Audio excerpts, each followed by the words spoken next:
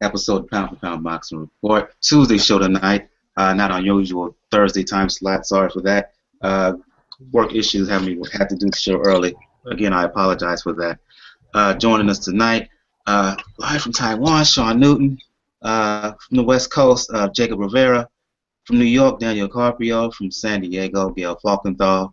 And she's back, ladies and gentlemen. You wonder where she's been. People have been asking me over the YBTC, where's Doodoo Brown? Where's she's at? Where's she been? Guess what? She's back, bitches. Doodoo MF Brown is in the building. Welcome back. Doodoo motherfucking Brown. Hide the children. Hide the children. So I found her, and Doodoo Brown is back. She's back, baby. For those who are new to the Pound for Pound Boxing Report, Pound for Pound Boxing Report is a live YouTube show /podcast/ blog that discusses all things boxing. The motto is, when boxing is good, we will talk about it. When boxing is bad, we will talk about it. Bottom line is, if it concerns boxing, we will talk about it. Find more information about Pound for Pound Boxing Report, just go to the blog page, p4pboxingreport.wordpress.com is the link. Go to the right of the blog page. You will find links to where to find us all over the internet, all over the interwebs, all over social media. The links to find us on Podomatic, where you can find all the previous podcast episodes. Links to find us on Facebook, G+, Tumblr, Twitter, YouTube, the Pinterest board, the RSS feed if you want to subscribe to that. Where to find us on Flipboard Magazine. Where to find us on Stitch Radio is also the email address. The email address is p4pboxingrpt @gmail.com. Let me repeat that, p4pboxingrpt @gmail.com. If you want to leave a message or whatever, leave a message on Stitcher Radio as well. Leave a message on the email and tell us what we're doing right with the show and how we can improve the show. Let's get the show started tonight, ladies and gents. Recapping what happened last week, and of course, the big news. Tyson Fury. I was wrong. I got egg on my face. Of course, a lot of folks got eggs on their faces. Upset Wladimir Klitschko, beat him 12-round decision, and rather clear-cut unanimous decision. There was no doubt. 116, 111 on one card, 115, 112 on two scorecards. I only had Klitschko winning really 2 rounds on my personal card. I thought it was that decisive. Fury using his height, using his reach, didn't do anything special, but he just basically utilized for me his physical attributes to frustrate Klitschko. Klitschko couldn't get the punches off, in part because of the way Fury fought and his style, to get a comprehensive, decisive victory, as I said earlier. Since you're back, Doodoo Brown, I'm going to go to you first. Your impressions of the fight. Unmute your mic, please, if you're there. Your impressions of the Fury fight. Did you see this coming in? Did you think Fury had a legitimate shot, or are you just as surprised as I am and many folks are? Any guy that walks between, that gets between them ropes, you know what I'm saying, got a chance. It only takes is one punch. But, yeah, I was going for Klitschko because, look, he has reigned, 10 years? Come on, how you going to go against something like that? But I got my fan on. Let me turn my fan on. Okay. Yeah, I gave Fury a chance, man. I gave him a chance. I always give him a chance. I sure did. But I even wrote it on some of them videos on YouTube. I was like, I wouldn't be surprised if he win, but I'm going for Klitschko. Absolutely. The be the man.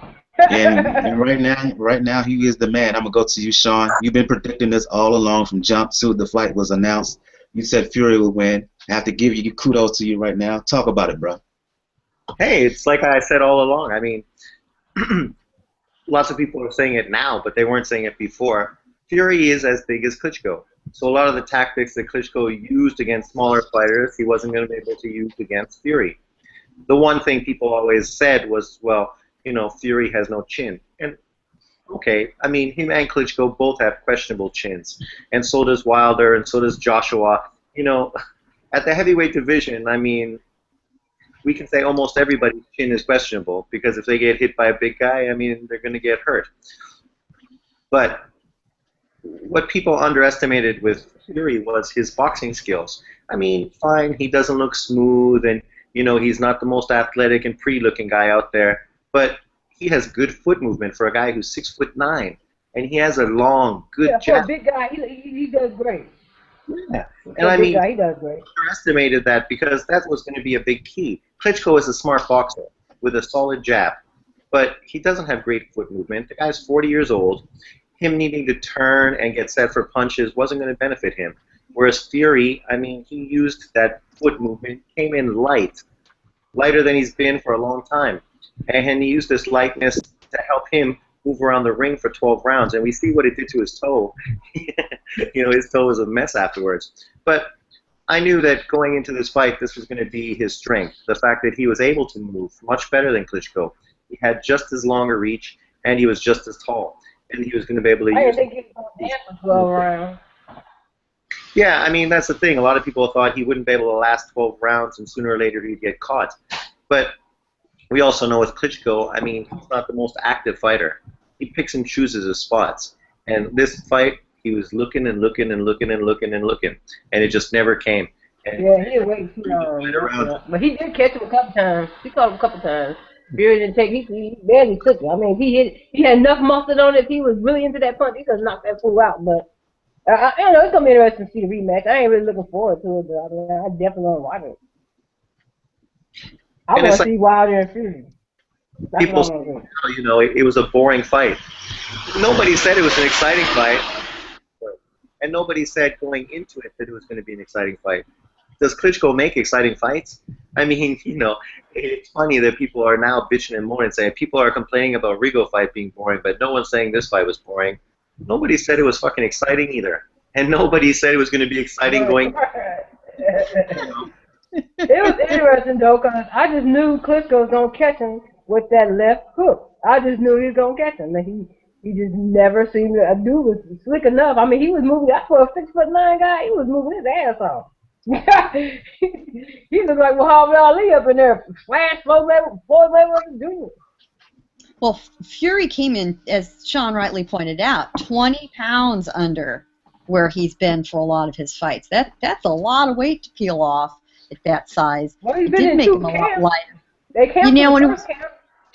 Yeah, I mean, you know, he kept training and training. I mean, you almost wonder if he'd risk being overtrained at this point because he'd, you know, been in the gym so damn long. But clearly it worked for him. The first few rounds, he looked like he'd had too much coffee. For God's sakes, he was twitchy and weird looking. And I started to think, you know, is he crazy or is he crazy like a fox? And, you know, it turned out that it just threw Wladimir off so much.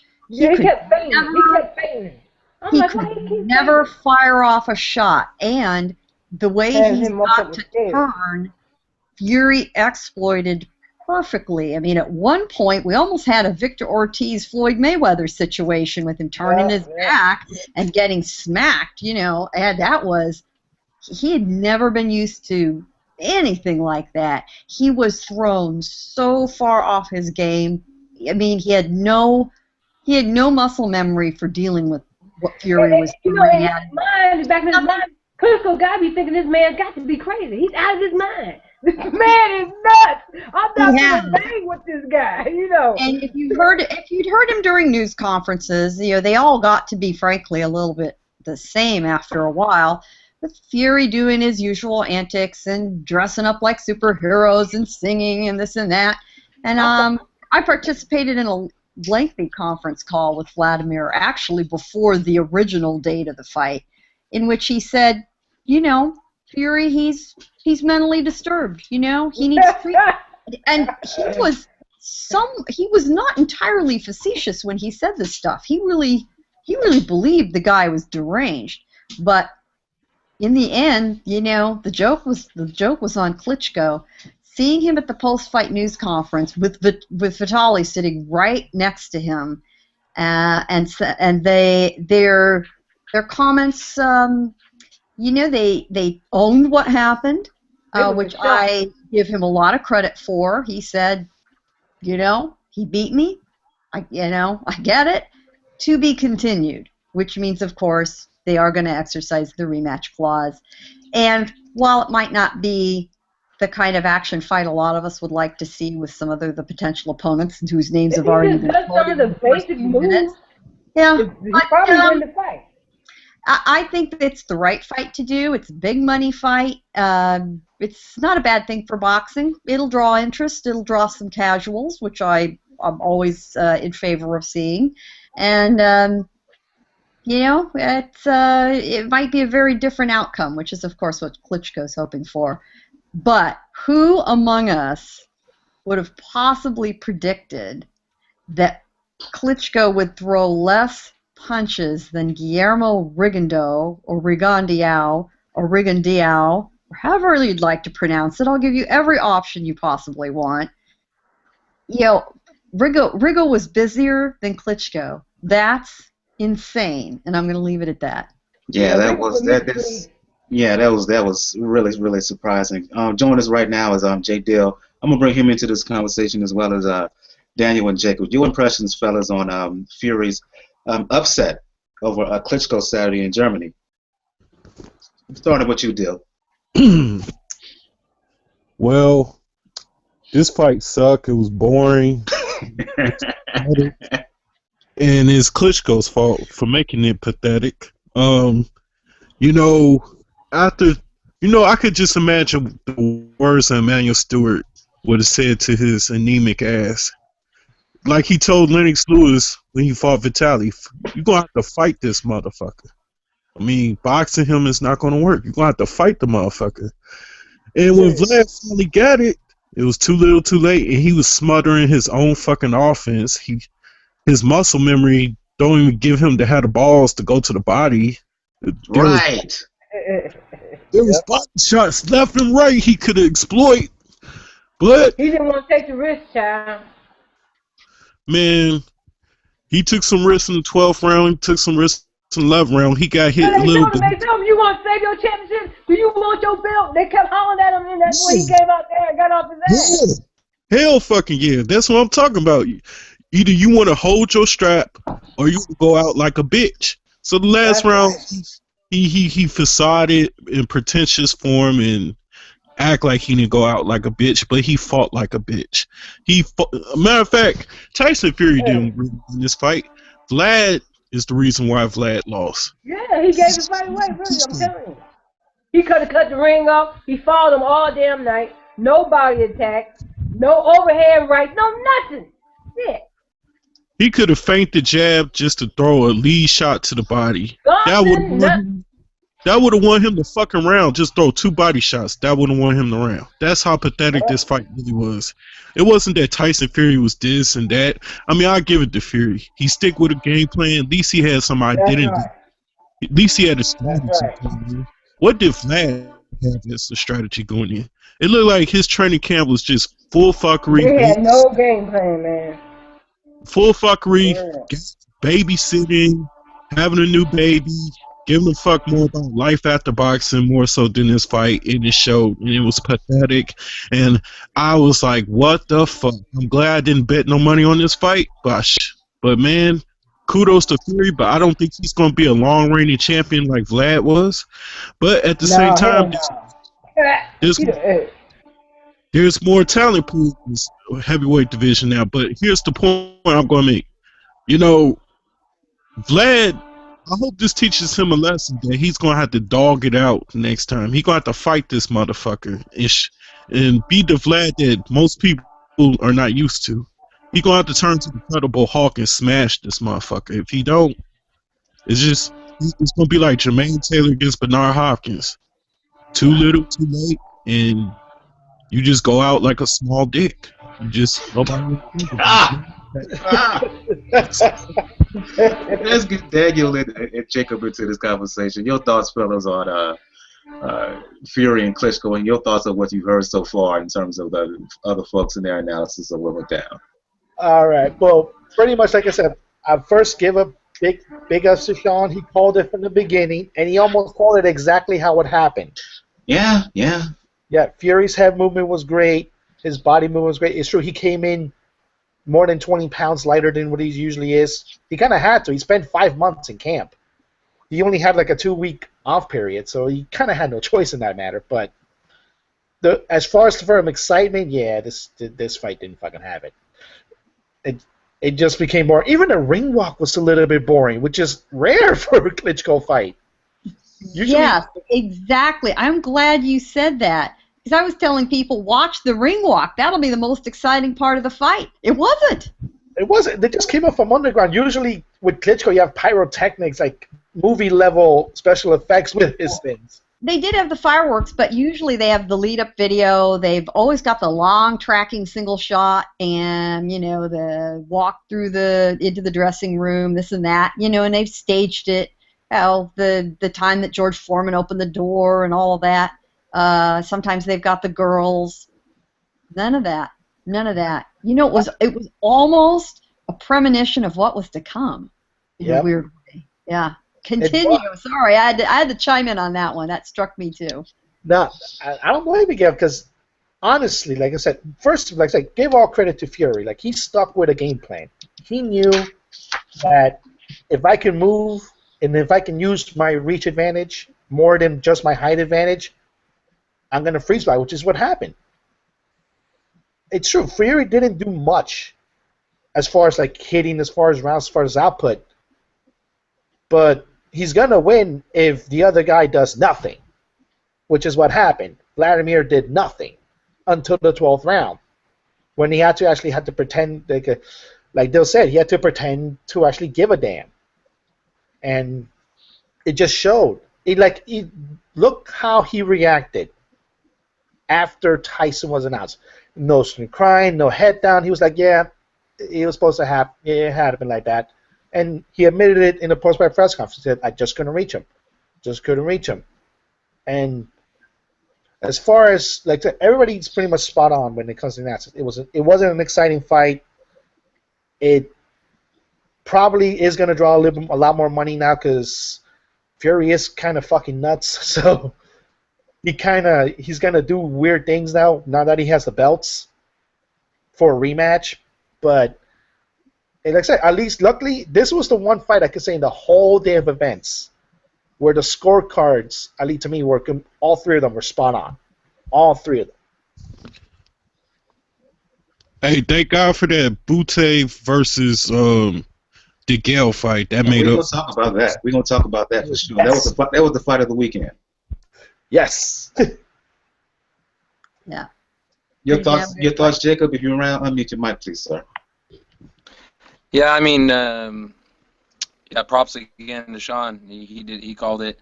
It was kind of like a heavyweight Rigo fight.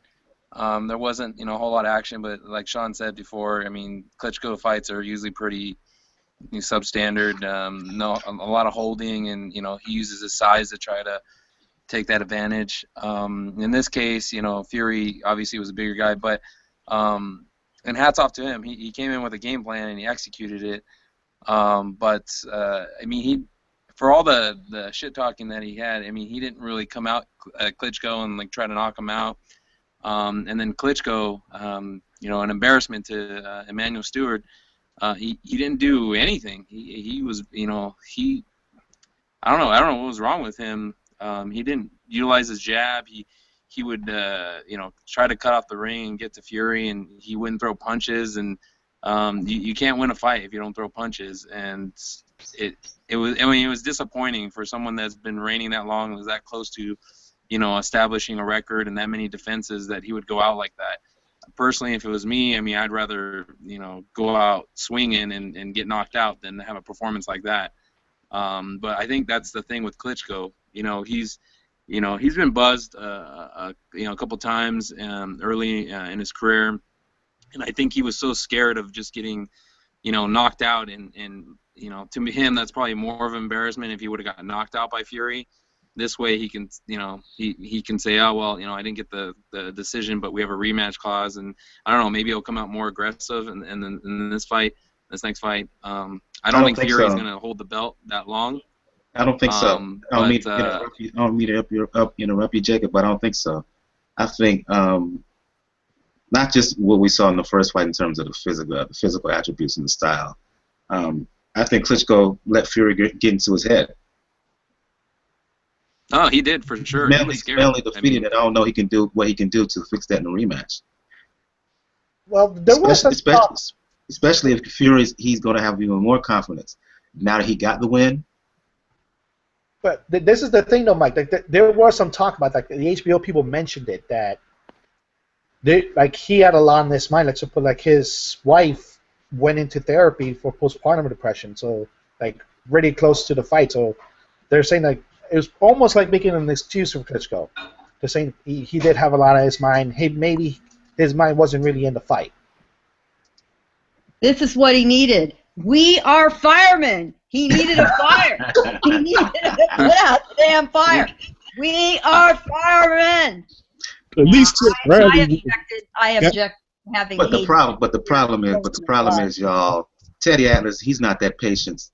He would have probably walked out after the 8th round or so after Klitschko wasn't doing anything. Yeah, he would have walked over to the broadcast booth and started ranting. You know, Jonathan Banks took a long, and he's a slow burn. I get it. He's a very low-key personality. But he at least kept it real. He said it. But it took him way too long to get to that point. You know, he really started to chew his ass after the 9th round, which was about 6 rounds later than he should have. After the first 3 or 4, he should have said, "Wake up. What's it going to take? You are in bad shape. You look horrible. You are going to lose." And finally, the 9th round, at that point, all he can tell him is, "You need a knockout to win." Well, that wasn't going to happen. Not the way he was going. That's the thing, Gail. I think after the 3rd round, he told Vlad straight up, "You are behind. You are fighting from behind. Do something."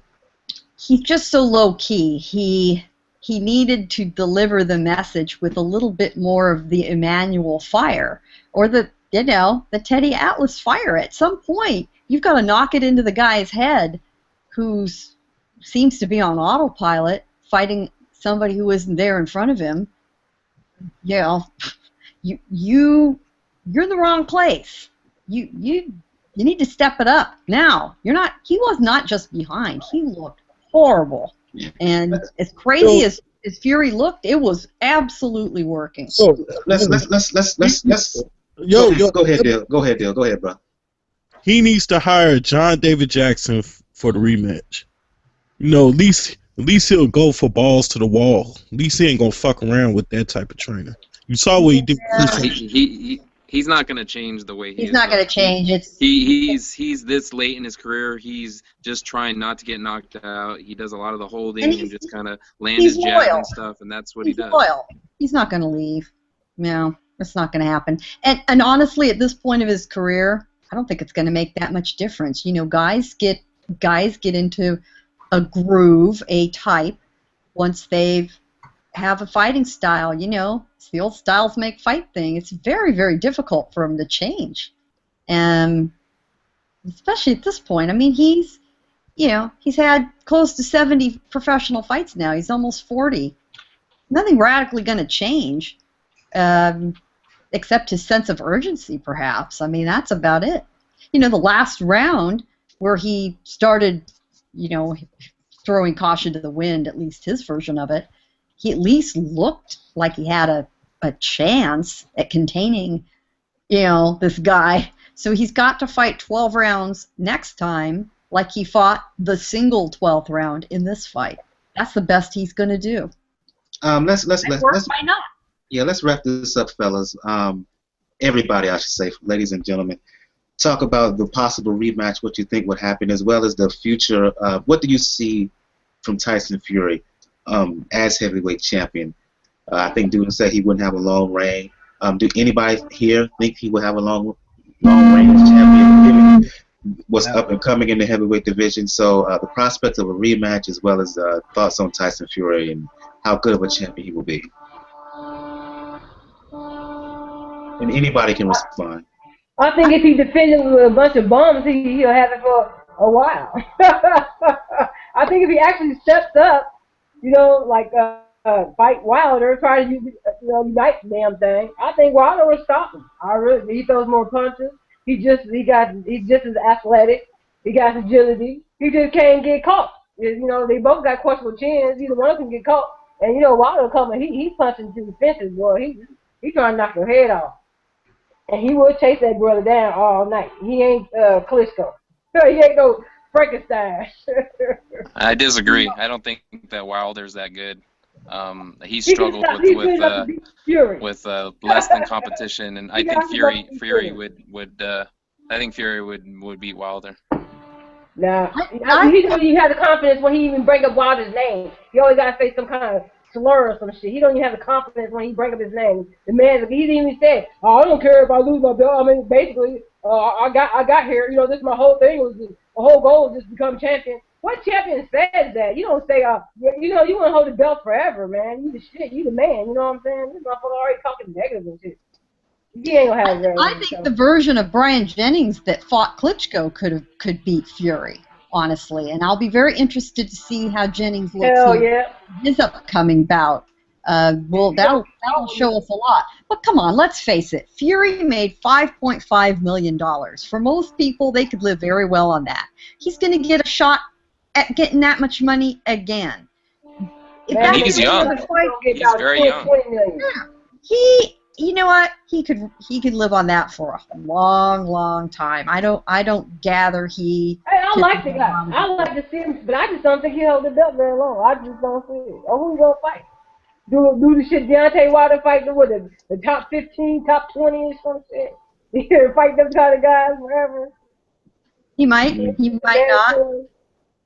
No, it's going to be an interesting ride. I don't think he'll stay on top very long, but he'll be entertaining while he is. I'll give him that. Dill, Sean, Daniel, your thoughts on the future of Fury? Fury is going to get this rematch, and I think he'll lose. And then Vlad will fight Deontay Wilder, and that's going to be the next big fight. And to be quite honest with you, I just see Tyson Fury as a title swapper type fighter. I think his brother got a chance of doing more things than he does. Huey? Huey? Yeah. I like Huey. Explain. Wilder's trying to get that fight with him. Wait a minute, I want to hear this. Notice. I want to hear this. Give me further explanation why, Dill. To me, Huey is the more talented boxer. To me, he has the more upscale. He's ready to fight the Tony Thompsons and those guys already. And I just think after seeing his brother do what he just did, I think that gave him even more confidence to want to prove something for the family name. And I just think I think he has more fire in his blood than Tyson is. I think Tyson is just a fame whore potential guy. I don't think he has the desire to want to keep that belt like it's his life. I think he's just he got yellow streaks going through it. He definitely got yellow streaks going through it. Yeah. You know? Huey comes off like more the fighter type, and Tyson just comes off like he's talented. When he feels like it, he can rise to the occasion, and then he can have his lackadaisical moments. Huey is more the consistent one. You'll see. That's why. Bring Daniel and Sean into this. Your thoughts, fellas? A rematch, like the rematch, like I said, it's going to be in Germany because Wladimir negotiated for that. Technically, as I said, I still say Klitschko would win because it should be in the UK. Fuck that, motherfucking Fury won. Money talks, though. Money talks. Yeah. Money talks, but that's the thing. But in the negotiation leading up to the fight, everything was in Klitschko's corner. We're going to see what happens, but I think Klitschko's going to win, unfortunately, because, let's face it, the better fighter lost in this one.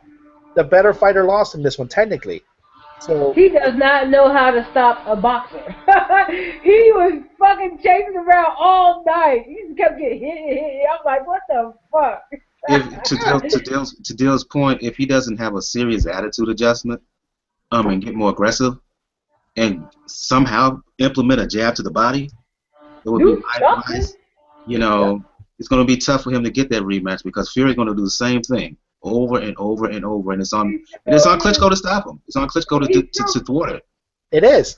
But if, like I said, if Fury beats him again, I thought of this like right before the show. Deontay Wilder has a fight in January. Then probably around June, he has the fight with Povetkin. And we know that Deontay Wilder likes to stay active. So why not make in the fall or maybe in October, close to November. Out of unification. Deontay Wilder, Tyson Fury. I don't care if it's in Wembley Stadium, Madison Square Garden. They could have it in the ECW arena. I just want the press conferences mainly. Your thoughts, Sean? Didn't Wilder try to get that fight? And then he can fight Fury next after that. Yep. That's really soon. But Fury ain't gonna fight him. Ain't no way Fury gonna fight him in 2016. He does not want anything to do with Deontay Wilder. Trust me. Wilder tried to get that fight with Huey Fury. He tried to do that short notice thing on, I think it was his last fight. I think so. I believe you're right. But they didn't want to do it because it was such short notice. It was like, I don't know, like 4 weeks out or something like that. Yeah. That's more. That's a Heyman type thing, I think, more than Wilder, because that's been the theme for PBC throughout almost. And that's the level that Wilder is at, fighting the cousin. I think it's a little bit of both, though. They're trying to catch, Wilder. If you catch someone that isn't, in a full training camp, it gives you an advantage in their sense, because they're always training. So you get someone on short notice. He's very powerful. That motherfucker can hit. He ain't very technical, but he's strong, and he can last. He hit your ass all he mean with it. He hit your ass all damn night. You saying here, Sean, that Fury will be better in the next time around? Explain. I just think, like anybody who wins a championship, their confidence grows. Everybody does better after they become champion, just because of that surge of confidence. He already went to Germany once. He beat him once fighting his game plan. So he's going to be very confident going in this second time. There's nothing that he's going to run into in Germany that's going to cause him any problems. Not the crowd, not the environment, and not Klitschko. Klitschko's going to be older, and Klitschko isn't going to be able to change his style significantly. Maybe he will become more aggressive, but being aggressive is not going to make it necessarily better for him. It means he's going to open himself up more for punches. The reason he didn't get hit more is because he was too defensive and afraid to open up. If he opens up, then Fury is going to be able to hit him more. Fury's still going to have the reach advantage. He's still going to be moving, and he's still going to be waiting for Klitschko to open up so he can counter him.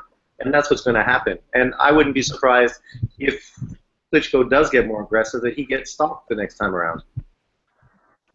That's true. That's true. And I disagree with you saying that every person gets better after they win the championship.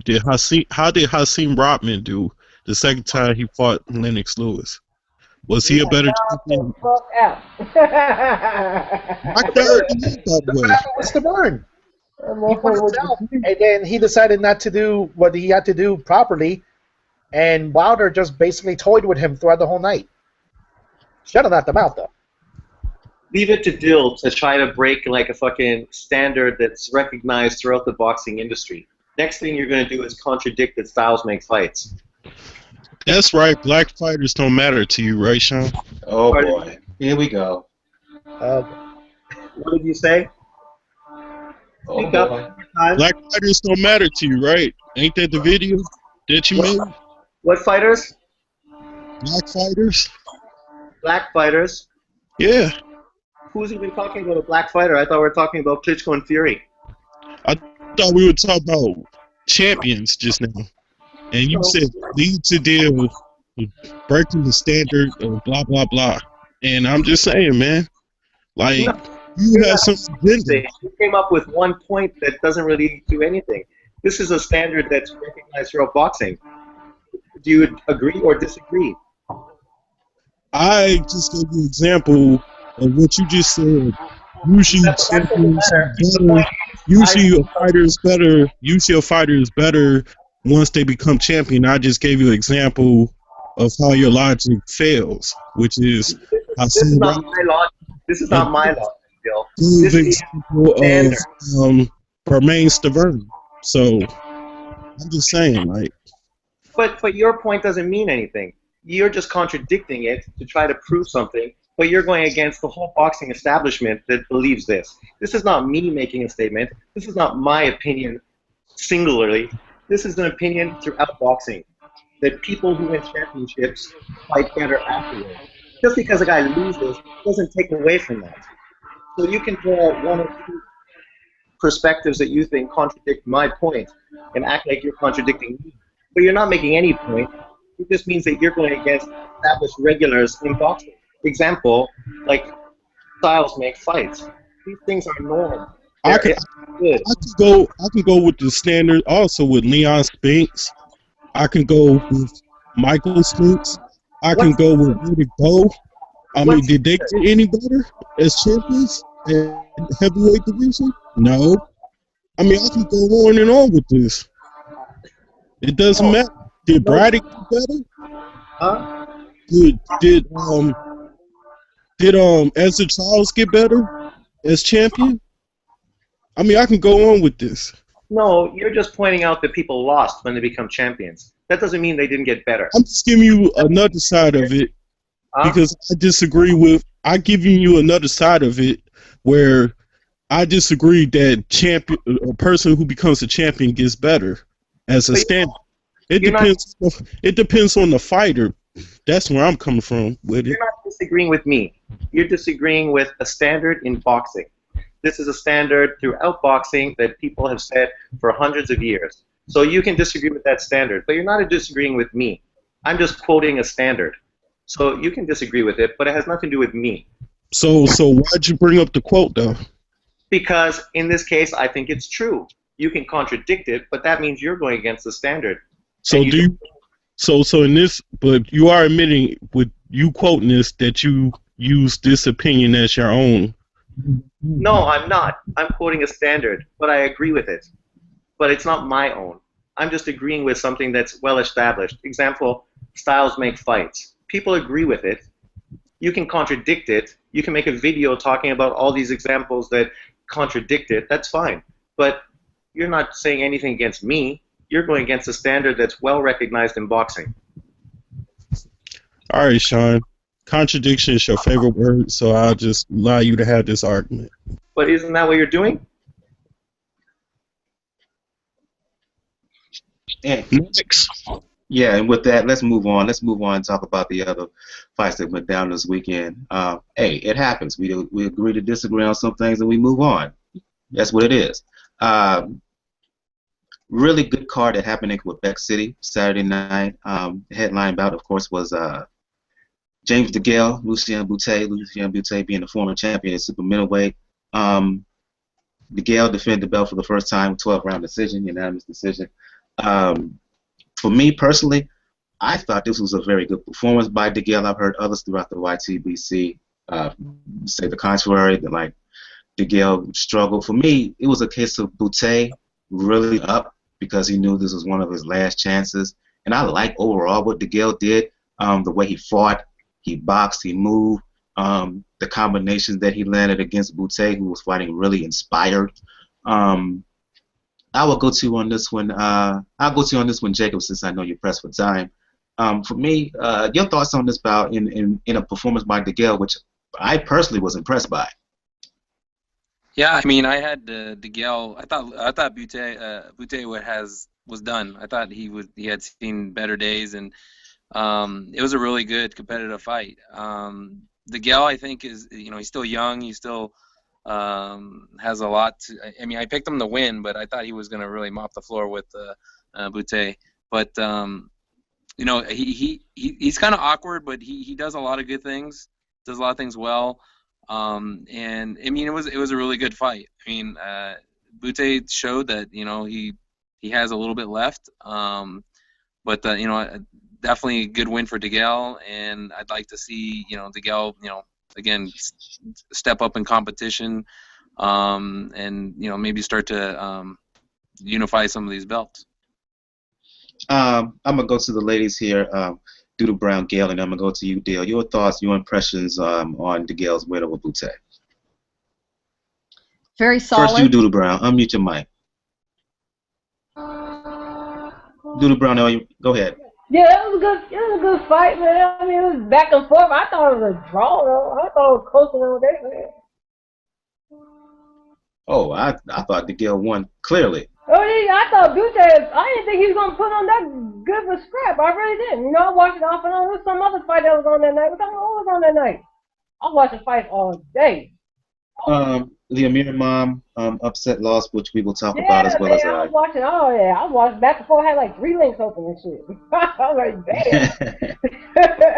But yeah, man, I mean, what I saw was like Bute is really doing really good. I was surprised. I didn't think they'll do that in him.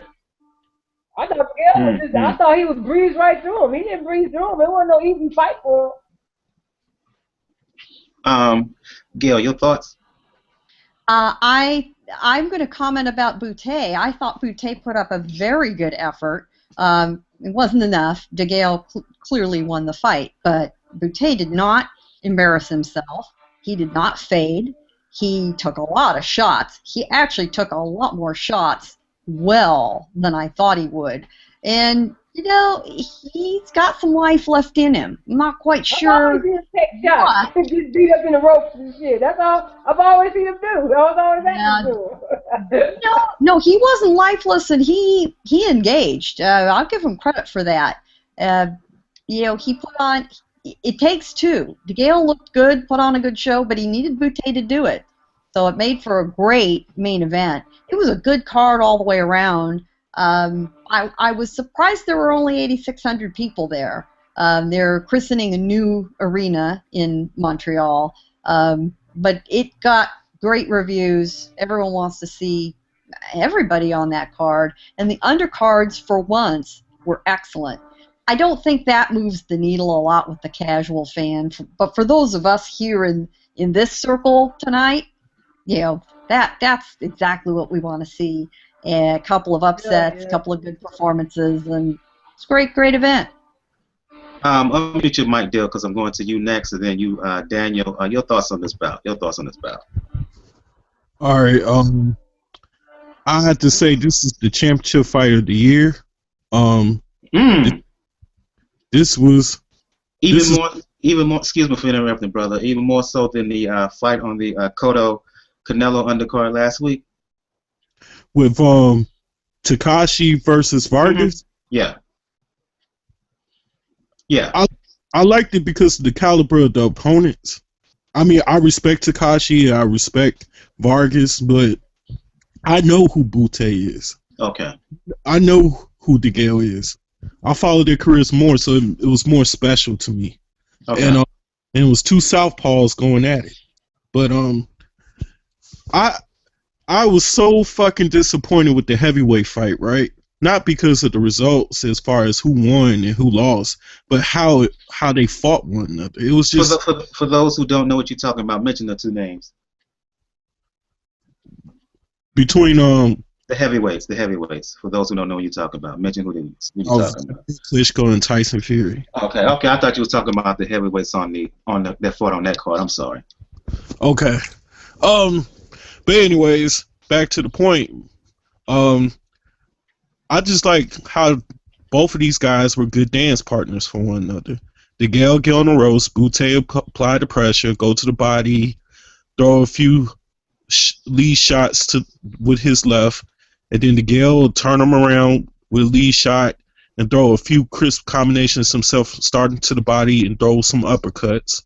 And turn him around, then Bute will land a jab, and then DeGale will throw an uppercut, and Bute will block it, and then Bute will go on the offense, and then DeGale go on the offense, and the crowd go fucking nuts, and then DeGale steal the last 20 seconds of the round by throwing the more cleaner shots. He at least did that 8 different times in the rounds, where I had to give him this fight 8-4.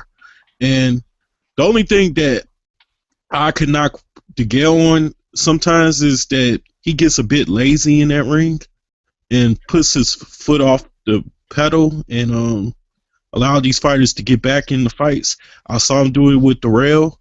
I saw him somewhat do it with Bute, but at least against Bute, he fought a lot harder because he knew he was in enemy's territory, and he knew anything could happen. And I think the 11th round, when Bute threw that body shot, I think that pedal DeGale back, and that hurt DeGale. If Bute had a little bit more time and got a little more aggressive, he might have knocked down DeGale. I think DeGale would got back up and fought his ass off to keep his strap.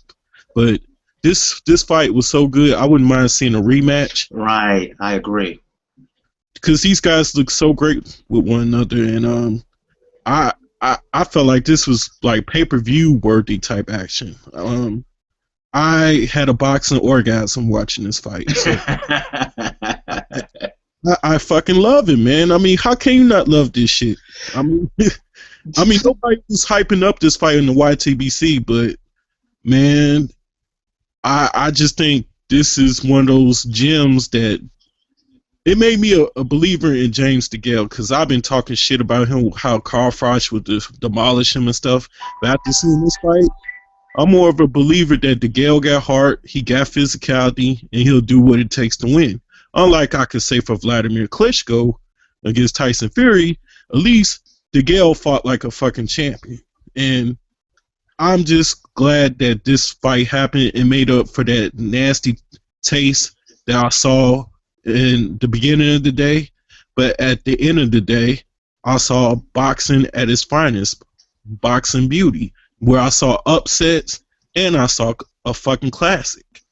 To your point, this was a boxing nerd's dream. I nerded out as well. I had my own little boxing orgasm as well. And it reminded me of Linares and Kevin Mitchell earlier this year, and I say that because it had everything that we as boxing need in a fight.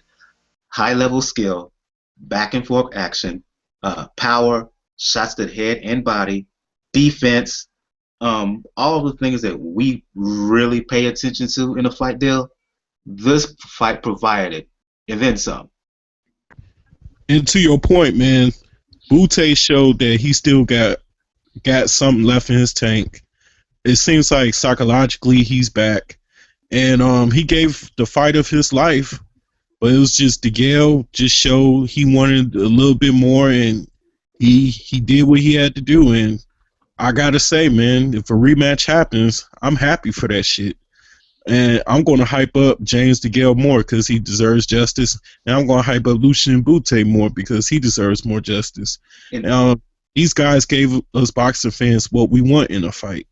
High-paced action, high skill, good defense, great offense, good inside fighting, good outside fighting, great mid-range fighting. And they took some shots, some devastating shots from one another. And they kept it moving. It was high-paced action.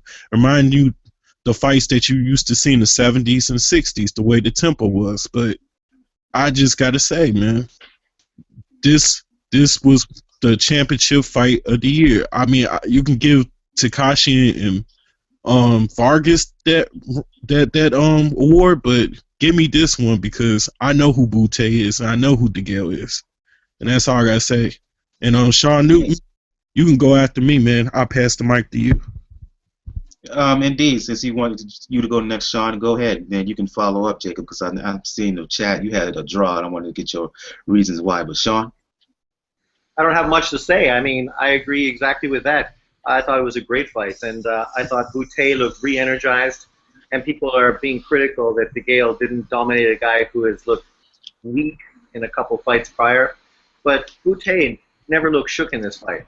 Before, he looked mentally not there, but this fight he looked good and he looked confident and he was fighting well. I mean, he needed to be more active, but he still fought great. And I'd love to see him in against a guy like Errol, you know, two guys who lost to Chunky, and you know, it'd be nice to see them fight each other to see where they stand up. The two guys who were big names 5 years ago and since then have sort of had some issues, you know, getting knocked out and being inactive. Sean, you was looking at Chunky's sister, weren't you?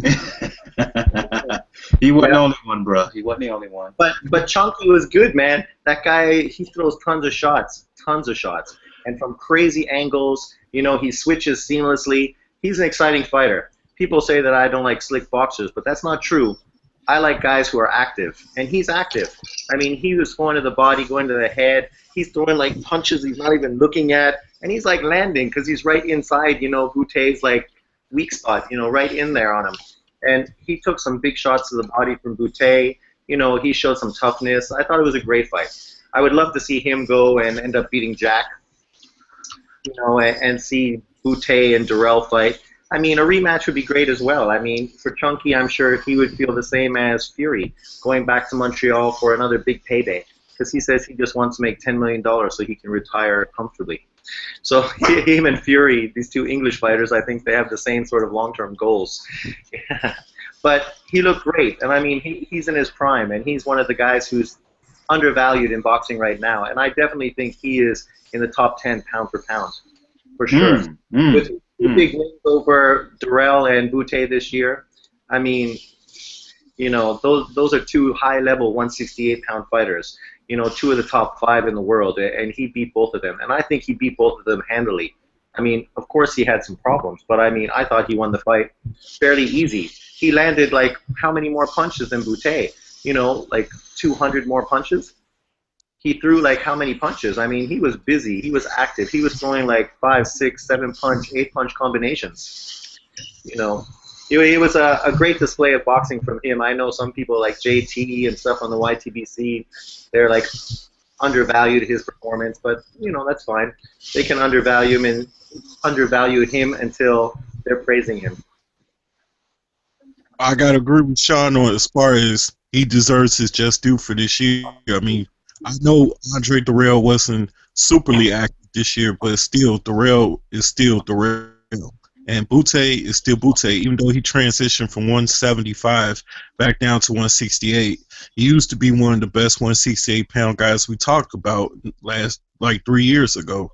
And the guys still look like he still looks like hardly anybody could beat him in this division. So I'm going to give DeGale a lot of fucking credit.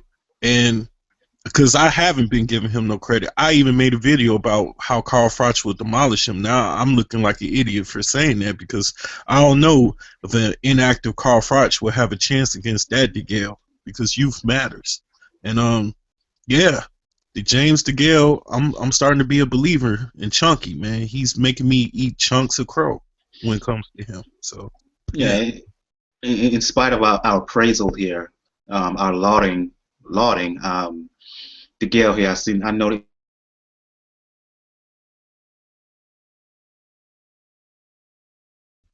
we can't hear you, man. Oh yeah, he cut out again. Oh man. Yeah. Go ahead. I must have froze up. But what I was going to say is that I see you in the private chat here, Daniel. You had it a draw. I want you to explain yourself because I know Doodoo Brown, she had it a draw as well. The first one, like I said, I agree with everybody. This was the fight of the night. It was beautiful. And I'm going to compare it to appetizer. I'm going to compare it to food. Klitschko Fury was like a bad appetizer, and DeGale Bute was like that nice dessert that you got that you didn't expect. Because like I said, I was with Jacob. I did not think Bute had it in him. But no, it was that prime rib sandwich that I soak and dip in, and I just couldn't get enough of it. Yep. Nah, fuck that. It's like that good steak, au revoir. Yeah. Oh man, but it was beautiful to watch. Like I said, everything about the fight was great. The fact that DeGale came out ready at the pace that he wanted to fight. The fact that Bute focused on the body. Like there was a point, I think there were 3 or 4 rounds, I think, where they threw almost nothing but body shots, exchanging it throughout. And that's one of the reasons why I was scoring it a draw, especially around the second half of the fight. To me, they were exchanging rounds.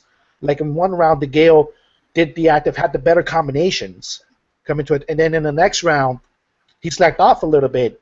And at the pace that this fight was in, that gave Bute and me enough room for him to win the round. And like I said, I wasn't alone. I was checking the tweets, everything on fight night. People either had it a draw. A lot of people had it a draw, or DeGale winning 115-113. But it was a great fight. It showed that Bute had a lot in him. It showed that he has mentally recovered from Carl Froch. He's learned the lesson from Carl Froch. And I would love to see a rematch. I've turned it out. I would love to see a rematch with these guys, but you know, there is a vacant WA belt now because Andre Ward's no longer 168. I'm just saying. You know what? I'm gonna open up to hear the future for both DeGale and Bute. You know what? Let me extend what Daniel said. You know what? Now that that WBA belt is vacant, you know, Bute, he still got some pull. He still got some good people behind him. Put him in that spot to fight for the vacant title. He wins it, he could fight a rematch with DeGale in Canada, wherever. Or if DeGale, they're talking about Badou Jack. Some are talking Abraham. Though if I was DeGale, okay, it's one thing to fight Bute in Canada. You don't want to fight Abraham in Germany, because if the fight was that good and back and forth, and that was against Abraham in Germany, he would not have got the decision. DeGale would have got the decision. So, again, the future for James DeGale and Lucian Bute, and I'll just open up for everybody. Unmute your mics, everybody chime in. I'm really surprised I haven't heard Callum Smith's name in this conversation yet. Good point. Good point. I slipped on that. I slipped on that. I think he's rated.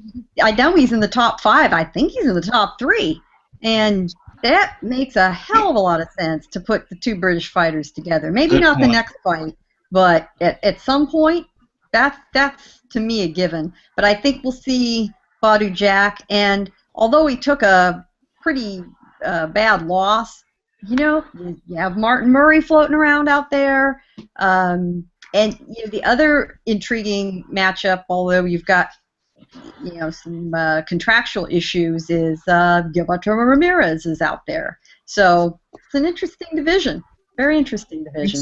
I think Badou Jack will be the next fight. Mayweather needs somebody for Jack, and Mayweather needs something to do besides go to basketball games. So he's sitting in Brooklyn watching the game with Peter Quillin right now. He needs to be kept. He's going to open up the busier than that.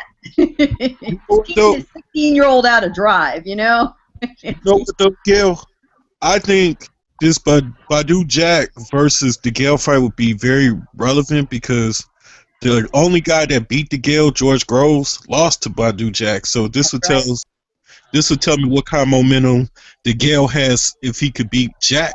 And then how big would that Groves fight for a rematch be? Absolutely right. And Jack made Groves look terrible in Las Vegas. I was ringside for that fight, and I was sorely disappointed in Groves' performance. I mean, he got rocked early, and he could just never catch back up. To his credit, he finished the fight, but you don't think that had a little bit to do with the way Badou Jack performed? Because we talk about the way how impressive DeGale was, Bill, and I was impressed as well, and Sean. I was just as impressed with Badou Jack's performance against George Groves. He did it all that night. I agree. I didn't mean to imply that Groves lost it more than Jack won it, which is the discussion that a lot of people are having about Klitschko and Fury. Did Fury win or did Klitschko lose? No, Jack clearly won the fight, but I thought Groves would make a much better accounting of himself than he did, and he just didn't. So yeah, Jack's the one guy in the Mayweather stable, other than Gervonta Davis, who's still really young, who shows some talent. The rest of them, I don't know that Floyd's I don't know that Floyd's talent development skills are finally honed just yet. But Jack's making him look pretty good. Sean had to step out for a moment, so thank you for joining us on the show. I'll go to you, Daniel. Doodle Brown, you can chime in as well. The future for DeGale, Bute, what do you see for him? For DeGale, the floodgates are open. They're open for him right now in Britain. Like you mentioned, we all mentioned three matches for him. Mark Murray, George Grove. Badou Jack is the likely option, though, because they're both Heyman guys. So you can put that on PBC. And you can put that on PBC in Europe because Heyman wants to do PBC in Europe right now. So perfect thing to do. For Bute, would be interesting to see him versus Abraham at this point. They're both 35 years old. They both been through wars. So every time we see that, if Abraham doesn't get a Hopkins fight. Doodle Brown, your thoughts? I really watched that fight, but I think Bute is in his career, man, and DeGale's on his way up, So it's the sky's limit for that young man. But Lucy looked good though. I mean, he looked real bad. I thought he was gonna be looking all shot or something, but he looked shot enough. He got some more fights in him. I'm gonna go back to you talk about this next fight. Did you see the Amir Imam bout, Doodle Brown? Huh? Did you see the Yeah, I battle? watched. Yeah, the Yeah, master. that's it. Man, that boy exposed Yeah. his ass, didn't he? Let me preface it here. The upset of the night. Uh, Adrian Granados scored eighth round stoppage of rising prospect slash contender Amir Imam. Imam was the hot name for a lot of folks within the YTBC. Uh, he was in line, mandatory contender for Postal's belt at 140 WBC version. To your point, I'll go to you again, dude, Brian. You were right. He got exposed. I mean, he scored a knockdown in round 1, but it seemed like from round 4 or 5, once Granados found his groove, he started to step up the punch rate level. And Imam, he didn't adjust one bit. He didn't adjust one bit. And he kind of he just wanted froze to and stand caved there in toe and to just toe. right. So your Yeah, thoughts, your thoughts. I think he should, he need to learn his limits. You gotta back off sometime and, let them spin their wall. You know what I'm saying? Let them let their hands go. That motherfucker just, I'm the master. I'm just gonna stand here. And that motherfucker punches just kept coming and coming. The Mexicans, they got a big heart, man. That motherfucker, they like machines. Some of the motherfuckers like machines. Sometimes you just gotta back off. Know when to just chill out and let them, chase you a bit or something. Give them a different look. He didn't do nothing different, man. I was like, wow.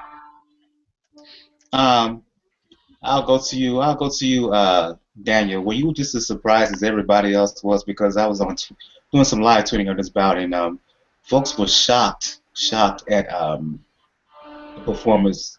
Granados, was he underrated? Was Amir Imam overrated? A combination of both. What do you think? It's probably a combination of both. To me, what happened with Imam mainly is he figured, I think he had the power after the first round knockdown that he was going to be able to take care of it. And people already assumed, like, because he is a good boxer, he's a good slick boxer, that he can easily outbox Granados here. Unfortunately, what happened is he decided to fight Granados' fight. Stay on the inside. Don't utilize your jab. Don't utilize your movement. Just stay in the pocket and never really discourage Granados after that first knockdown. And that's what happened, unfortunately. There is always going to be a risk when it comes to taking a lot of punches if somebody has a little bit of power. And that's what happened. Granados has a little bit of power, and the accumulation of punishment just finally got to Imam. Like I said, and like this was a big risk for Imam because he lost his mandatory status now. He no longer has in line for Postal. He probably going to need 2 or 3 fights now here in between in order to get close to that status again. And we don't even know if that's going to happen because he signed with Don King, and Don King, the way things are run with him, every single thing that he does feels like it's going to be the last thing that he does, unfortunately, because there's not a strong team behind him now anymore. So it's pretty murky, unfortunately, for him. And I'll give it to the kid. Like, he wanted to prove that he could stay on the inside, but you have to use your skills when you know you can be the guy. You don't have to fight the other guy's fight if you don't have to.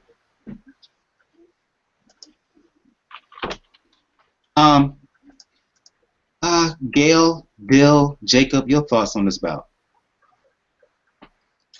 Boy, that's somebody that started to believe his press, I think, and the comment about the support system not being there for him, I think it's right. Who else does Don King have left other than Amir?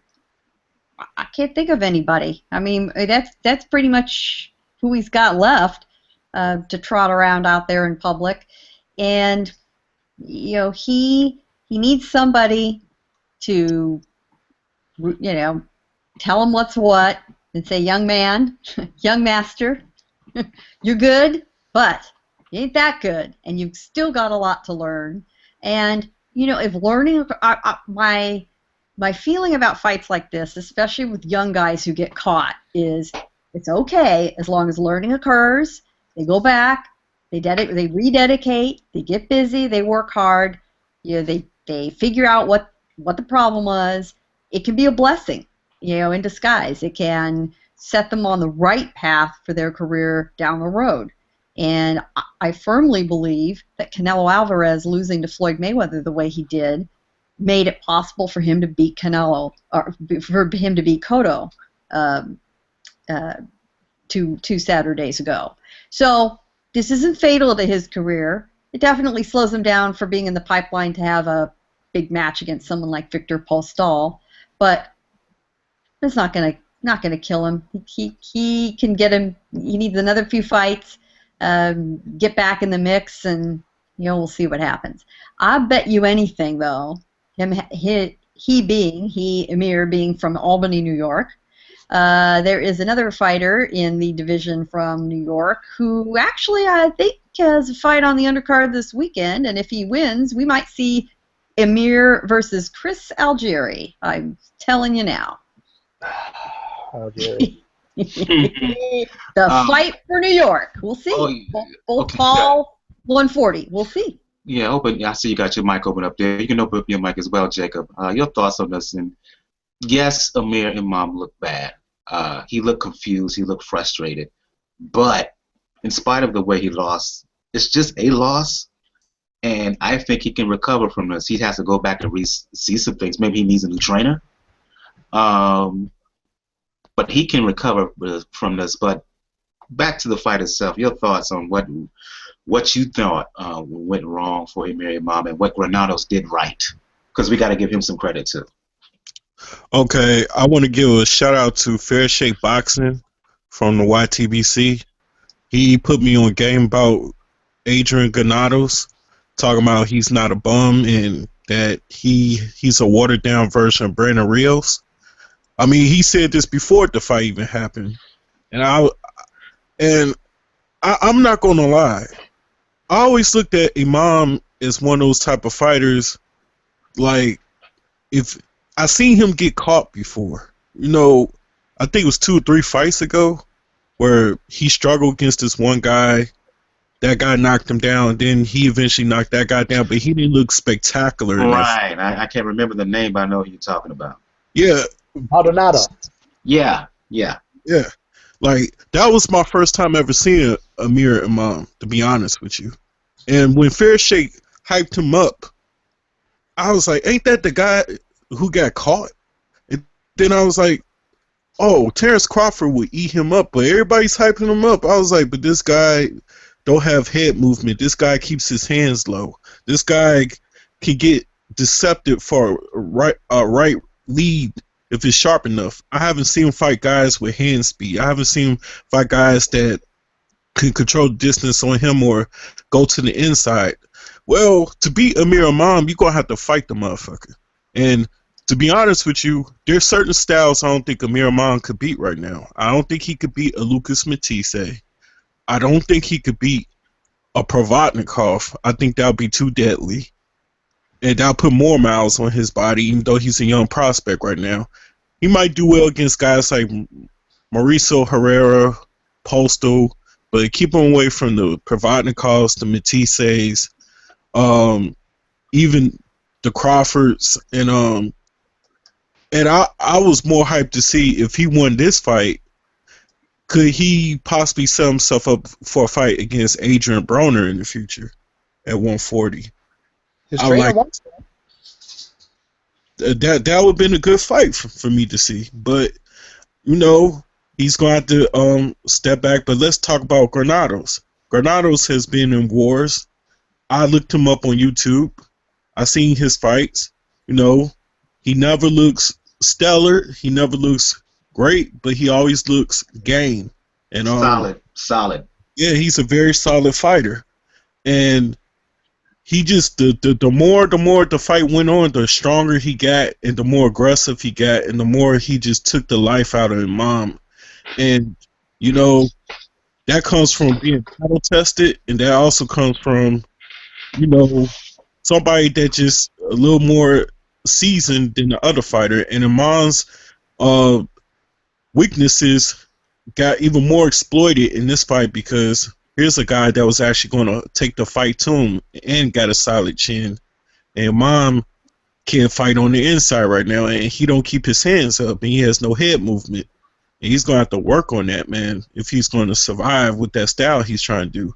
I know he gives honor to Joe Gans, but Joe Gans wouldn't have fought like that, man. But all in all, I'm glad for Granados. Eventually, I want to see Granados fight Adrian Broner, somebody like that. Granados, to me, got an Aaron Martinez come up from the PBC. I mean, not PBC, but Showtime. And, you know, he should get his just due because he been in solid fights. He got screwed in some fights. In some fights, he just gave it all out. And this fight, he made a name of himself, even though it's against a young prospect that's not even a champion. Now, you know, I wouldn't mind seeing him to eventually get a rematch down the line, not immediately, because I think Imam needs to psychologically build his confidence up because I'm going to be honest with you, Granados took the fucking life out of that guy. I mean, the shots he was taking, even though he was still standing on his feet, I was like, God damn, just take a knee. Toto, man. You know, God. He didn't take a knee. He didn't try to hold. Nothing. And he got no advice from the corner at all. Fired the motherfuckers, you know. But you know, I still support Imam, but I support boxing because this is great for boxing. You know, like not because of the upset, but it still creates.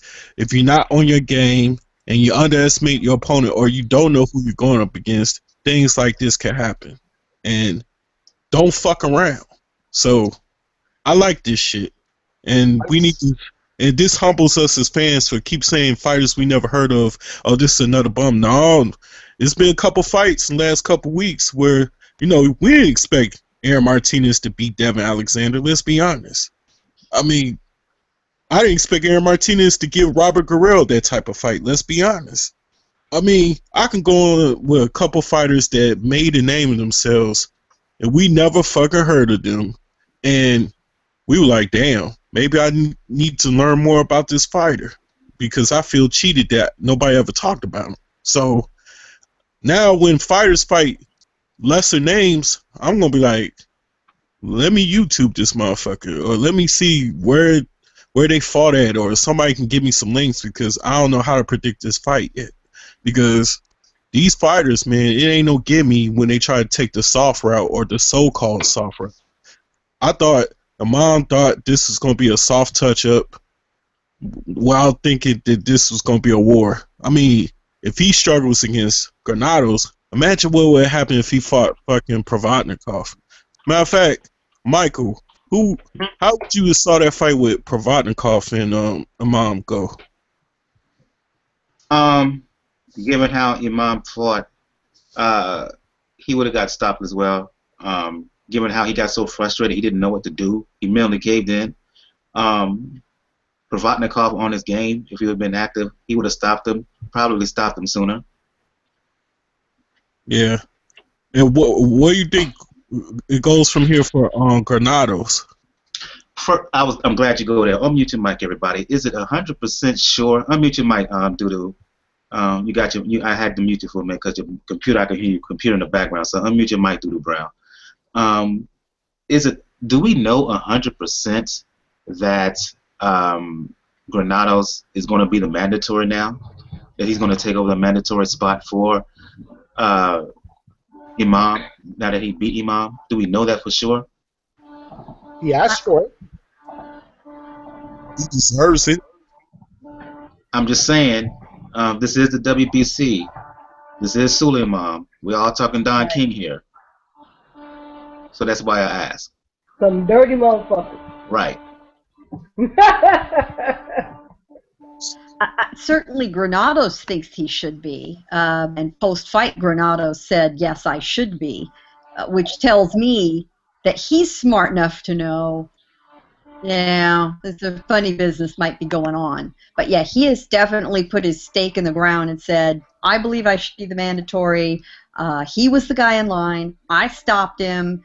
Yeah, I was the underdog. Yeah, I was the guy, but I took it. So, yeah, I don't know what argument could possibly be made that he's not, but it's the WBC. I wouldn't mind seeing. I wouldn't mind seeing Granados against a Postal. I personally think Postal would win at this point. A good bout, a close bout. But it's not makeable from a purse standpoint. Yeah. Because fans don't know, and the fans barely know who Postal is. Excuse me, y'all. The phone. We're gonna keep talking, y'all. Yeah, the fans barely know who Postal is. That would be a really tough fight to make from a production, from a practical, from the business side of the ledger. That's why this is a problem. They were really counting on this, young, flashy guy everybody's starting to get excited about. Be ready to go. He's not ready to go. I'm not sure that everybody wants to put Postal in against Granados.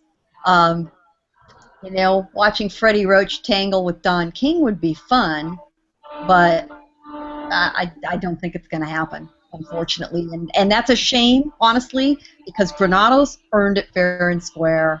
I think he's going to get screwed. But, hey, I'd like to be pleasantly surprised and proved wrong. Would you like to see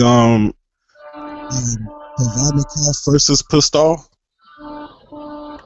Provodnikov and Postal, that's a messy-ass fight. I don't think that would be very entertaining. Because talk about Styles making fights, Styles would unmake that fight. They would be oil and vinegar for sure. And what about Granados versus Provodnikov? Now that could make sense. Could make a lot more sense. Interesting idea. That I'd buy. Yeah, any day. Postal and Granados or Provodnikov. No, that would be a less entertaining, messier repeat of the Matisse fight. I'm sorry, y'all. I'm sorry. I'm back. Phone rung on me. Good. So, I was being the matchmaker here. I said, what about Granados versus Provodnikov? And everybody agreed that'll be a fight they'll be interested in. We can go for that because Granados and Postal are just that. As I said, that'd be a messy version of the Matisse fight. That's an oil and water matchup, and I don't see it. And it's not makeable from a business standpoint. Business-wise, I agree with you, Dale. It's very tough to make that fight because it is Don King and Bob Arum. And fighters that do not have a fan base to overcome all the rest of the problems. And fans forget that part. Sports is a business, and it is important to factor in the business portion of the decision making because otherwise we don't get our entertainment and we don't get our competitors. The business part of it has to be viable for things to continue. And you can't make matchups that nobody wants to see. Exactly. And this is the thing when it comes to this particular situation. Yeah, it is. And it's really a shame for Granados, I get that.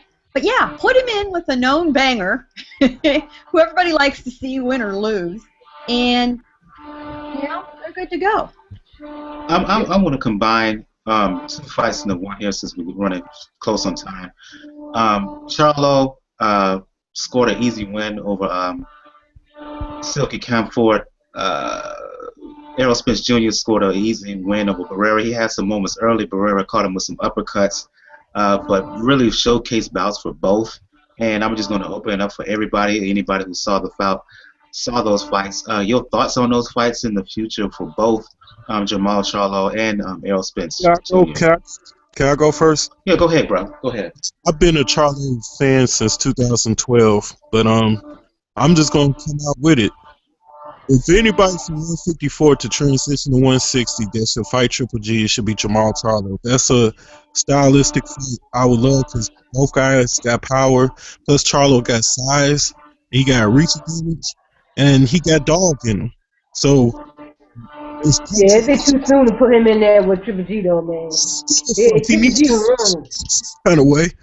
I mean, sometimes you just become a better fighter by fighting dogs and monsters like Triple G. Yeah, he just need to take it slow. He still need baby steps. He takes it slow with him. He still need to take it slow with him. He's getting older, man. He's a champion now. Once you're a champion, you fight champions. That's how.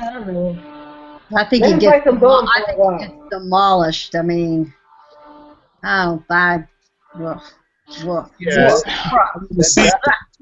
want to see it though, Yeah. No, I don't want to see that. But I want to see Ward. It would be interesting if he keeps improving. The problem is that for me, Charlo, just like his brother, sometimes deal from a technical standpoint when they throw the right hand or even the jab, they leave themselves open for the left hook. Yeah, that's why I said they're not ready. And Triple G could take advantage of that, so I'm a little bit worried about that deal. The fight I would like to see is Triple G's biggest weapon lately has been that left hook. He'd be dead. And before the move up to 160, the fight I would like to see is a possible match. It would ruin. You could ruin a young fighter like that. A fight at 54 I would like to see, deal, is a fight with Charlo and Andrade. Oh, I think that would be a good fight. Oh, Demetrius, Boo. Before that, I want to see him fight Willie Nelson. Good. Not a bad one. Yeah, he's a puncher. Tall puncher. I'll tell you, Errol Spence, though, needs a step up in competition. He's ready. These are, having him, plow through guys in a couple of rounds. Spence, I'm telling you right now. Step up. Yeah, I'm telling y'all right now. Spence Thurman, 2016. No. It's gonna be Thurman and Porter, 2016. I want to see Spence against Badou and Martinez before I say the Thurmans and stuff. No, I'd say throw him in the deep end of that pool. And hey, you can have both Porter and Spence. It's a long year ahead. They can fight 2 or 3 times. You know how you just said, Dill, that with Charlo, that sometimes you need to put him in the competition to get him for him to step up and fight at his best. I think that's what I see in Thurman.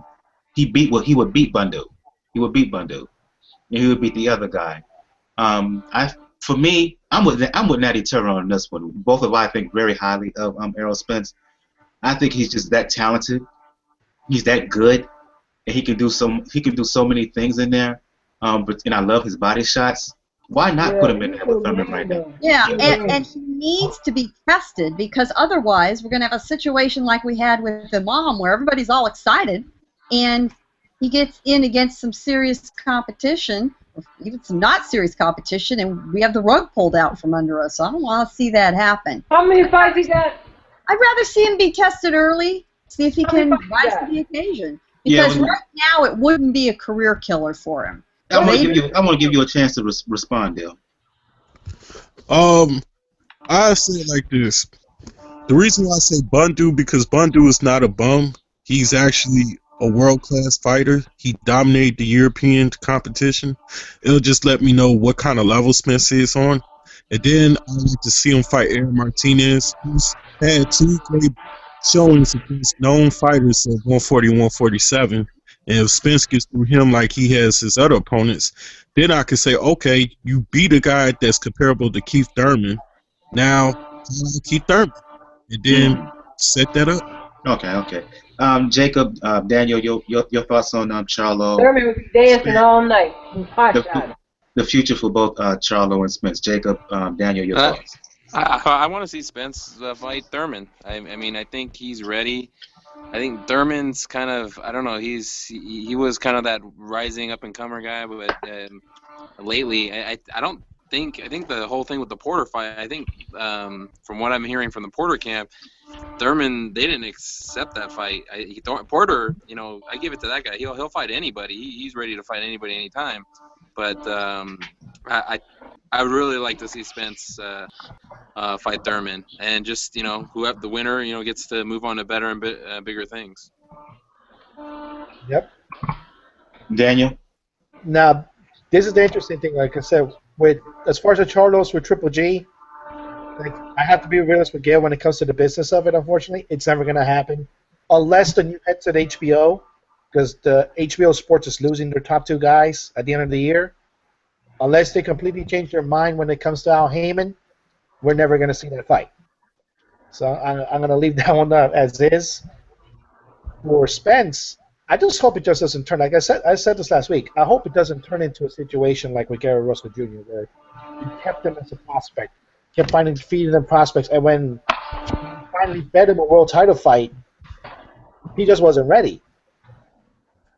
And that's what I don't want to see with Spence. Like I want to see him with the Porters, with the Thurmans, Hell, even giving Eddie Guerrero, because not Eddie Guerrero, Robert Guerrero, because he's the gatekeeper at this point.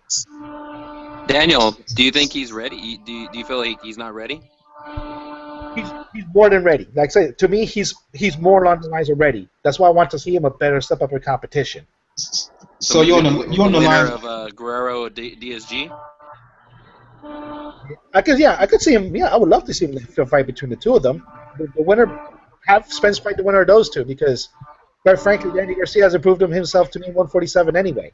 I like that. I like that idea. Because they're fighting in January, and that would be, and Spence just fought, so it would be right around that time where he can get back in the ring again, both of them. That John Molina fight was pretty good too. Yeah. That's enough. Yeah, I didn't think about that. Thanks for mentioning John Molina. And unfortunately, Molina was the very last walk-off, and by then everybody else was watching Klitschko and Fury, so you had to record it or go back and look at that. And the other fight on that card in the afternoon that was damn good was Cowboy Ryan Carl, Ginger Nation. Oh! There's a lot of trolling about Canelo's brother and this and that. But he made a good showing of himself. He's undefeated. We'll see him again. Damned entertaining. Yeah, sometimes a fight is just entertaining. Well, it was fun. He was fun. I thought for a minute that, wait a minute, why is Andy Dalton in the ring? Yeah, exactly. But he's a tall welterweight. He's 5'10". He's a Texas native. He's a youngster. He's 23, and swear to God, he's 11-0 with 8 knockouts, and he's won his last 6, and he's won, I think, all of his last 6 by knockout. So that's a hoot. I love that guy. He can make something of himself if he's smart. And see what happens. But I was very amused by that. I got a question here. What did you guys? We mentioned the DeGale Bute bout and the Amir Imam bout. Well, what made just as much of a story, other than DeGale's sister, she fine. Also, there was a back and forth between Adonis Stevenson, Sergey Kovalev in the ring. Stevenson was asked about it, and he's told the Showtime folks that he talked to Kovalev about fighting in June 2016.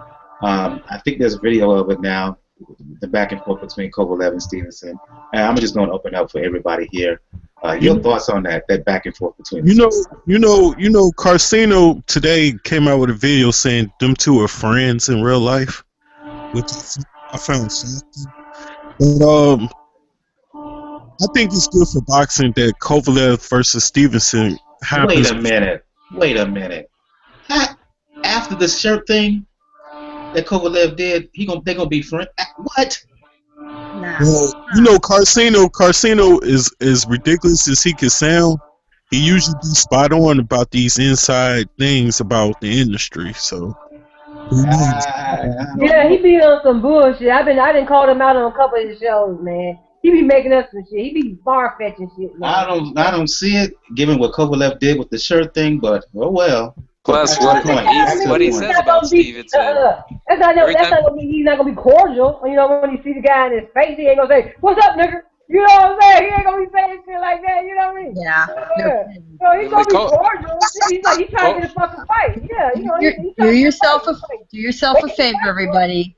Go look at EJ Boxing Live site. He's got the video posted of Kovalev and Stevenson interacting ringside. Oh yeah, it's on my page. Kovalev, if Mama Kathy Duva hadn't been standing right next to Sergey, he would have had his hands around that man's throat. Adonis is in front of him. He doesn't like that guy. Camera, he's joking around. He always says Stevenson a piece of shit. He ain't no dummy. He's a shit Stevenson. He's a street guy. Yeah, he's talking about being a shit talker and all that. And Kovalev's keeping it together, just barely, and he's trying to smile and trying to put up with it and saying, "Oh yeah, sure, of course I'll fight you on HBO." He's very careful to say anything you want on HBO. That's not going to happen. That is that never fight's not going to happen. Going to happen. Yeah. No. It's going to happen eventually. It's got to happen. Burn that house down before letting Stevenson back on the air. That was such a nasty bit of business between them. Never going to happen. So I don't know where else they're going to find to do it, but it won't be there. It won't be there. Stevenson, I think, is just putting it out there because he knows that Kovalev is signed to HBO and he can't go fight anywhere else. So this is like a guy that's inside a shark cage taunting the shark because the shark can't get to him. Exactly. It's exactly what he's doing. It's just a mind game. He knows that Kovalev can't take that fight because he's signed with HBO, and he could just keep on saying, "Yeah, I'll fight him," but he's got to fight on my terms. I'm the champion. Meanwhile, Kovalev's saying, "You know what, honey? I don't need you anymore because I'm Andre Ward now." So he's going to go to the dance with Andre Ward, and suddenly Adonis isn't going to have anyone to dance with. Whoop! What a problem. Michael, I think we need that. Once he got them belts, he could somebody else want to dance with him. I think we need that little Price is Right noise for Adonis. We need to fire that off. Fonfara's still out there, and what is it? Better Biev is still out there. So I mean, yeah, the best they fight. got a the couple best fight fights for Stevenson if he takes them. Yeah, the best fight Stevenson can make now. He's already beat Fonfara. He's gonna fight him again. Yeah, I'd like to see that. I think Fonfara might kick his ass this time. I think Fonfara could beat him. I don't think so. I agree. But he ain't beat him. He knocked that nigga out.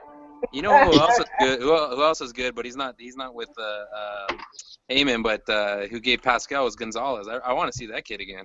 Yeah, Unieski Gonzalez. I agree, and he deserves a good fight. He really does. I support him wholeheartedly. I agree. Are you talking about this? Yes, I am. Yes, I am. Adonis, get used to hearing it. What was that, like the Newlywed Game or something? Price is Right. Oh, Price is Right. What? I think Adonis is waiting for them big old numbers, man. Them numbers ain't big enough for him. He's like, the risk is too big for the little money y'all trying to give me. I'm telling you that's what it is. He's waiting on the right price, brother. Theme of the show, the business end is important. Very important. This is the thing, though, Gail. Like I mentioned it before. Like HBO's gonna have a new boss. They're gonna have top two new people. They can easily say, you know what, Kovalev, go get that belt from Stevenson. We'll allow you one fight. Doesn't matter if Showtime or PBC. Beat the crap out of Stevenson, and then fight Ward as the completely unified light heavyweight champion. Be an interesting investment in the future.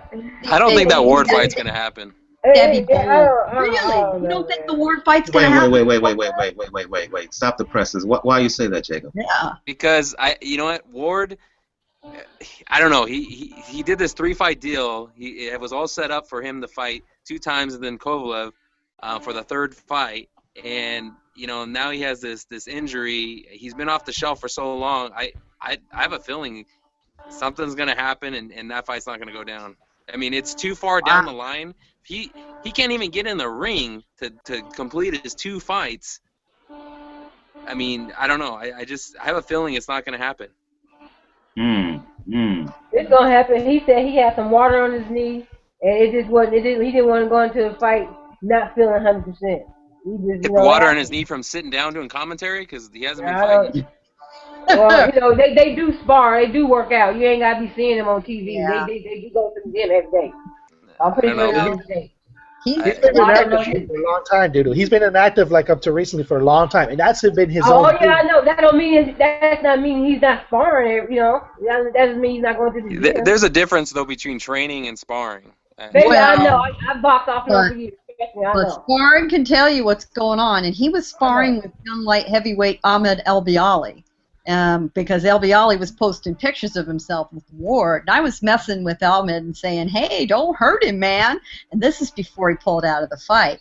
Ahmed is a very young, strong guy, and he's a light heavyweight and then some. So, you just have to wonder if the younger, stronger guy got to him a little bit and scared him. Sparring. Anything can happen in sparring. Yeah, that's exactly what I think was happening. I was kidding when I said this to him, but I think I hit it closer to the mark than I intended. So we'll I don't see. even know why. But I still think that fight's going to come off. I do. I can't imagine riding off into the I could see an upset even happening before that happens. I could see Ward maybe in a second fight gets upset, and then that fight's no longer even valuable. You got the champion in Kovalev, if he's still champion then, and then Ward coming off a loss.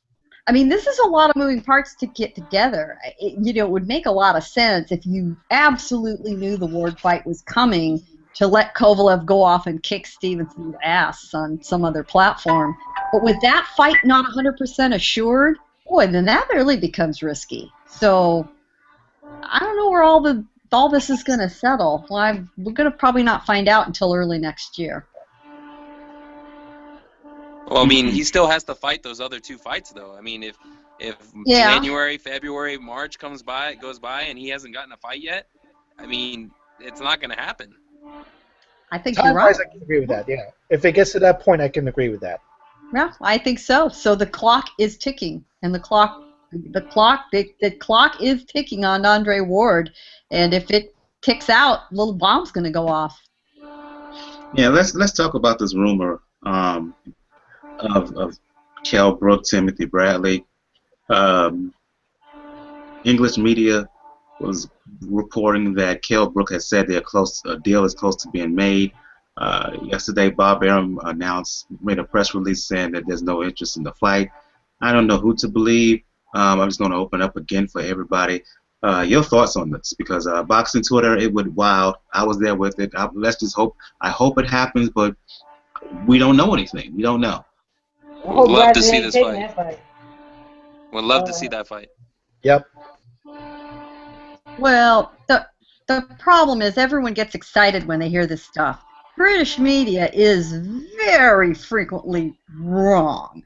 And Bob Arum is saying, no, no, no. And, we've had the same thing happen in reporting on various opponents for Amir Khan, and they turn out to be wrong. We're all super anxious to believe that this is true, but it's not true yet. There was a day when news media, legitimate news media, had to have a reliable source and check something before they could print or publish or report it. They would not report a rumor until it was a fact. Well, now we can say in the press, there's a rumor that we're talking about Timothy Bradley and Amir Khan fighting. Well, I could start a rumor right now that Doodoo Brown and I are going to tangle at StubHub in March. And that's not happening either. Okay? It's not. Child, you don't even want that come out your mouth. You know what though? Bradley's I'm a flyweight, man. I'm a flyweight. I mean, I might as well fight. I might as well fight Chocolatito and get a big payday. I swear. I think this fight, Bradley, I think he's towards the end of his career. We all know that he makes pretty good bank, and Monica's running the show over there. If they can do a big fight in the UK and he can get paid, I think he'll make Errol make that fight. It'd be a great fight. That'd be a bad move for him. I think Special K will beat that ass. I ain't gonna lie. He'll hold and beat him, I don't think that'd be a good fight for Timothy. Yeah, but he can make the money. He can make the money doing that. If he doesn't get this Pacquiao fight, and he's been very vocal about he's not gonna keep on going on and fighting and right. just be one of those punching bags. He has probably a few fights left in him. He's gonna have a bunch of money in the bank because his manager is his wife, and he's been making good paychecks. In the UK they can fill an arena for a fight like this, and he can make some good scratch.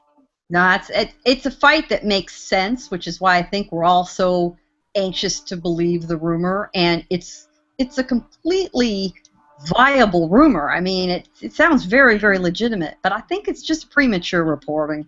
It's not signed and sealed, and Bob Arum hates it when the media scoops him.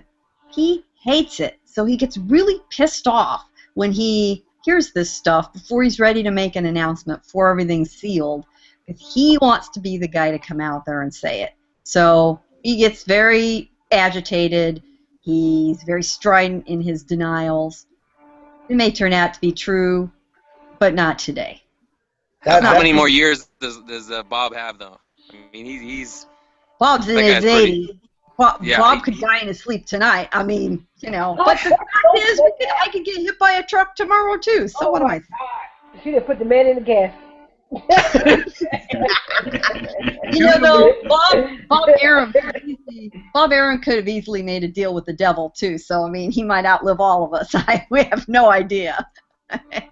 Yeah, due to Bob Aaron's been put in the casket for like the past decade. So. Right. Yeah. No, he's tougher than all of us put together. Who knows? But yeah, don't piss him off.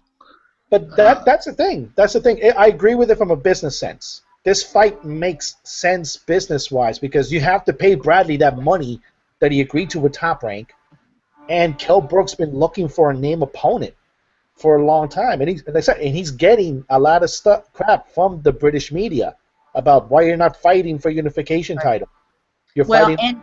And it also legitimizes him to the American fan base. You know, Brook needs to fight against a top American fighter to raise his stock here because, I mean, he could fight in the UK, make good money and stay there, but he's more ambitious than that, and he's better than that. He is, but personally, like I said, with Brook, the fight that I want to see, just Amir Khan, because those have been dancing around each other for a long time now. That fight could sell out Wembley Stadium by itself. And easily. I would fly over for that one. That's that good. Absolutely. Khan doesn't want that fight, though. Khan doesn't want that fight. No, because he knows he can kick his ass. That guy is dangerous. No, that guy exactly. For that guy to come in and beat Sean Porter, you know, in the Lion's Den, that was an amazing fight. It really was. I think, looking back, I was there at the time. Even then, was too. I don't think, Daniel, we appreciated how big a deal that really was at the time. I mean, it was exciting. It was great. You know, when you hear "and the new," especially when it's that unexpected, it's exciting. But that was a sea change fight. I think we're going to look back and see that as a much bigger event in retrospect. It was because, look, before that Porter fight, he was a heralded prospect for years and years and years. And it was just like, when is he going to get his shot? Like, he was nicknamed the special one for a reason. And when he came in and he did such a wonderful job with Sean Porter. Yeah, he did. And that was supposed to be... And he got stabbed. Yeah. That wasn't that weird. That's another discussion. Well, he needs to stay out of certain parts of Spain, which are dangerous. Called the Canary Islands. Stay out of there. He probably a player or some pimp or some shit. Yeah, he was. Yeah. Because, you know, Brook has a reputation. He likes to party now. He likes to have that kind of swag or something. He likes to have a good time. He's a swag. He's Johnny Manzielling it. Can't blame him. Yeah. Huh? You know, Mr. Boxing Addict, who's been a past on the show, he knows about Kell Brook and some of the things he does outside the ring, and yeah. he likes to live it up a bit. Yeah, I bet he does. But you know, I understand a good-looking young guy who's making money wanting to enjoy it. But at that level, they have to be serious. I mean, he could party after his boxing days. And he has to be serious because he's a big dude at 147, and he has to keep that diet and fight often to hold that weight. Yeah. You're right, absolutely. Yeah. In addition to not getting himself in trouble or, you know, getting someone mad out there who, you know, is twice his size after having, you know, eaten fast food every day for his life, and you don't want to see the guy, or, you know, or somebody that has a weapon, which is exactly what happened to him. Yeah, let's quickly before we shut the show down. Daniel, you mentioned this earlier, briefly. Bit of upheaval at HBO. I'll go to you, Daniel, then you can talk about it, Gail. Some changes there at HBO. Talk about it. Well, in HBO, like I said, Ken Hirschman announced that I think about a month ago that he was gonna retire effectively at the beginning of next year. What happened, unfortunately, is the number 2 guy. I forgot the guy's name. I think it's Matt Tafa. he was been the number 2 guy for almost 30 years. He got passed over for the top spot by Ken Hirschman. And when he found out he might get spot up again, he just said, "Screw this! I'm leaving too. I'm gonna do an effective of the year." Some people expecting him to go immediately to the Heyman camp, but it's gonna be interesting to see what HBO does afterwards when it comes to this, because the mission's done as far as like making the biggest fight it could make with Mayweather-Pacquiao. That's done. But now they may be a little bit more free, and they probably have to realize they're in a unique position where everybody else has to go to them because of the time bias that PBC brought in. So they might get a little bit more creative, and they might want to change a little bit of what they do, because I don't know if you guys noticed it, but like when it comes to the announcements, the fight game, especially on the fight nights, they don't tend to be as objective as I've seen recently. They tend to be more hype men for the guys that are more affiliated with them. And that's one of the things actually that I like about the Showtime crew and the HBO crew. The Showtime crew will tell you when even their fighter that they're supposed to be cheering on, when he's screwing off. So it's going to be an interesting thing to see when it comes to what HBO does, because it's not just boxing, it's all their documentaries, like Real Sports. It's all the sports, it's any sports documentary. It's the deal that they have with Bill Simmons, where he's going to have a show now next year along with a podcast. So it's going to be an interesting time for HBO. Gail, Doodle Brown, Jacob, any comments on this? You know, Nelson's got a very interesting background. Nelson's got an interesting background. Nelson comes from journalism versus business, which is very unusual in the media business. I can count the number of executives who've come out of programming versus out of the business side on one hand over years and years. He's a Harvard graduate. He's young. He's 34 years old. And he's a very different sort of character for HBO.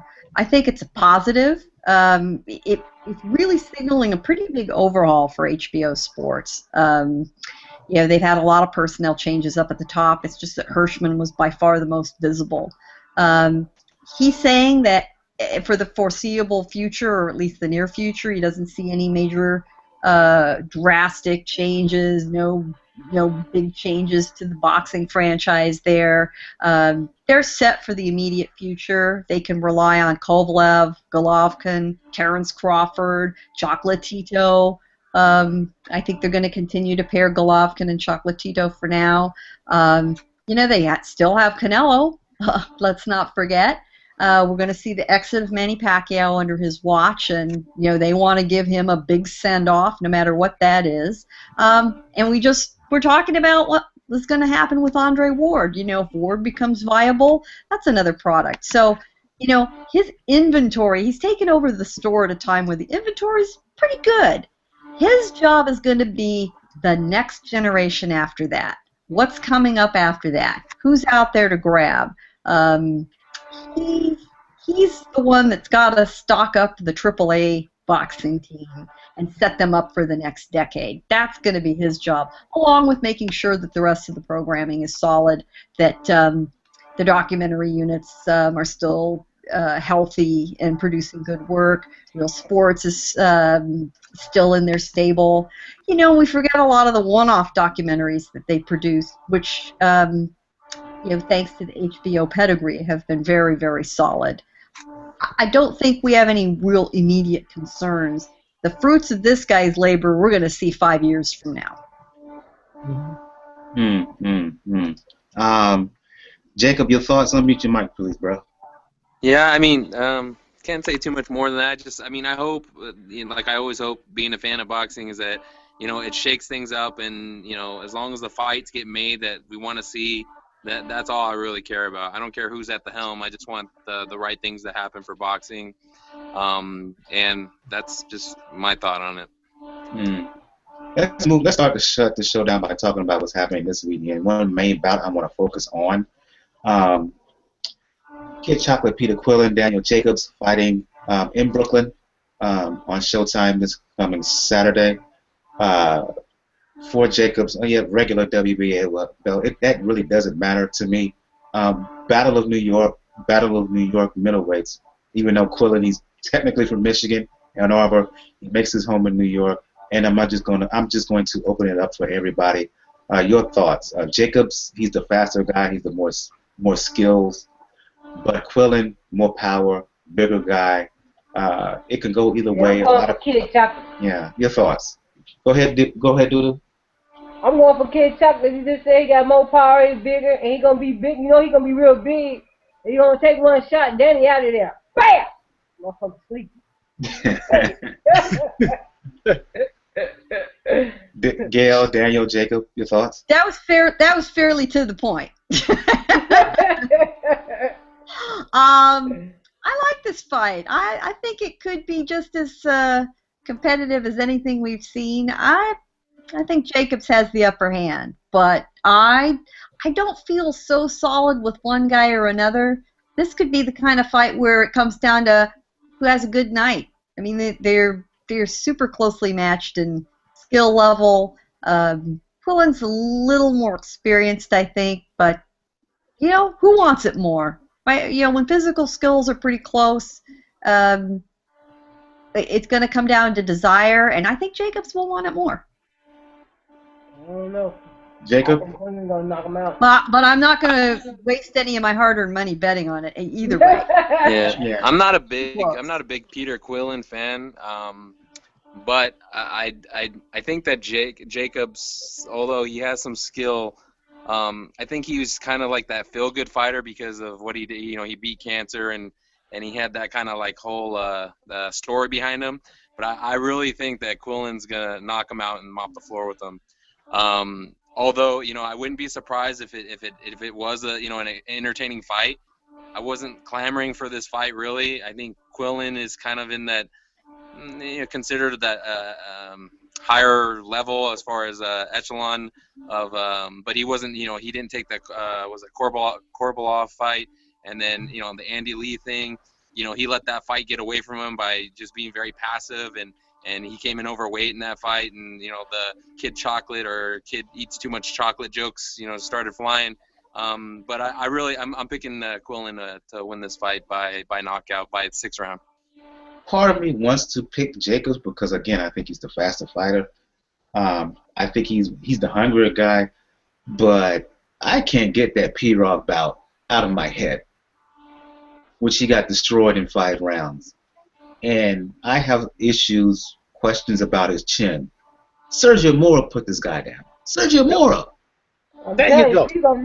Who has no power. Who has no power and is still a natural junior middleweight, in my opinion. He put him down. What's going to happen? What's going to happen if Quillin starts to land with big shots to Jacob's chin? That's my question. Exactly. And look, right now it's on Show Extreme right now. They're showing Peter Quillin versus Fernando Guerrero. Like I said, Peter Quillin shows a little bit of skill. He has a little bit of good defense. And that power, that's probably going to, I agree with you guys, it's probably going to overwhelm Jacobs. Jacobs can be faster, but you just pointed out, Lance Steak put him down. He's sharp, too. Yep. And Peter Quillin, when he's on his game, really just blitz you. And this is a fight where he has to be on his game because, like I said, with Showtime adding Andy Lee and Billy Joe Saunders to the schedule, you might see a rematch between him and Andy Lee. Yeah, I would like to see that. Yeah, absolutely. So again, I'm going to go with Quillin here because of the power, because you know he's going to be a good 10 pounds bigger than Jacobs. Oh yeah, he's going to be a big dude, man. In his last fight, he came in at, which was ridiculous how they let him get away with that. He came in at 182, concussed the guy. He looked like a giant. Yeah, that was ridiculous the way they let him get with that. But I'm going with Quillin here by stoppage. I just can't trust. I can't trust Jacob's chin. I just can't trust it. Yeah, he gonna slip up. He gonna cross some feet the wrong way or something. I'm telling you, he gonna get that nigga sleep. Right. Yeah, it's just a scenario. I think Jacobs he will outbox him for a good chunk of the bout, but Quillin's going to catch him, and I haven't seen great recuperative You powers. see eyes, he got them bucket eyes. He's like, he don't miss nothing. He sees everything. That motherfucker be focused, man. He focused so hard his eyes bug out his face. I'm sure. His eyes be crazy. I be looking, I'm like, damn, look at that nigga's eyes, man. Yeah, Quillin, he's not elite, but I think he's gonna beat Jacobs and Yeah, I'm probably going to Pikachu, bro. fight Lee. Well, I'll save that when we talk about it next week, and I think I'm gonna shut the show down on that note for Peeler Quillin because yeah, he's not really. Let's face it, he's not really a middleweight. We'll talk about that next week. On that note, we're gonna shut the show down. I'm gonna go around the panel here. We're gonna.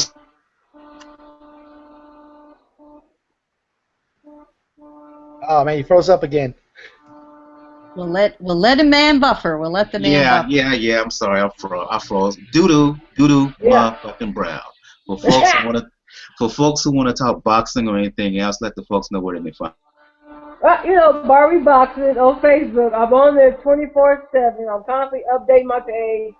I really ain't been doing nothing else, but I do have a YouTube page. Come check me out, man. Look at some of my stupid videos, man. That's it, man. No cooking stuff? No cooking stuff? No I ain't cooking. been doing nothing 'cause I ain't got no cameraman. I just been nursing this damn leg like a baby. Be advised, everybody. NSFW, not safe for work. Not safe for work. Adult talk, motherfucker. Adult talk. That should be your initials. Doo-doo, not safe for work, Brown. Hey, I do believe we all adults. Here we are here, but don't count on it when you're out there in the interwebs. There'll be children out there. Children. There are sensitive people out there. Fuck all of them. I'll go to you, Gail Falcathallo, Communities Digital News. For folks who want to talk boxing, Game of Thrones, Dancing with the Stars, let the folks know where they can find you. You can find my column at Communities Digital News, a legitimate news website where we do not report rumors about people like Amir Khan. And that is COMM, C-O-M-M, Digi, D-I-G-I News, comdiginews.com. And you find me here in the Pound for Pound Report. And during a fight, I'm always yapping with the folks on Twitter. It's a fun place to hang out with fellow boxing fans. Daniel Carpio, for folks who want to talk boxing or anything else, let the folks know where they can find you and mention your show. All right, folks. Like I said, you can find me on Twitter at Ruckus99. Like I said, I do write for the Inscribed Digital Magazine. Like I said, to put an article out, like I said, parroting the new heavyweight kingpin Tyson Fury a little bit, but making a case for the Deontay Wilder fight too. Like I said, but I'm mainly on Twitter, and I do have a show. Like I said, also as well, me and the folks at For Boxing News. We put it on we record it every Sunday. I normally put it up on Monday. And like I said, we do the same thing. We give our perspectives on what's the boxing news, and if anything new comes up during that time, we talk about it too. And like I said, hopefully we have more people on. Like I said, like you, Mike. I'm gonna try to make it this weekend. I'm gonna try to make it there Sunday. I'm gonna try to. Jacob Rivera, avid supporter, Pound for Pound Boxing Report, tweets the show all the time, retweets the show all the time. For the folks who want to talk boxing or anything else, let the folks know where they can hit you up.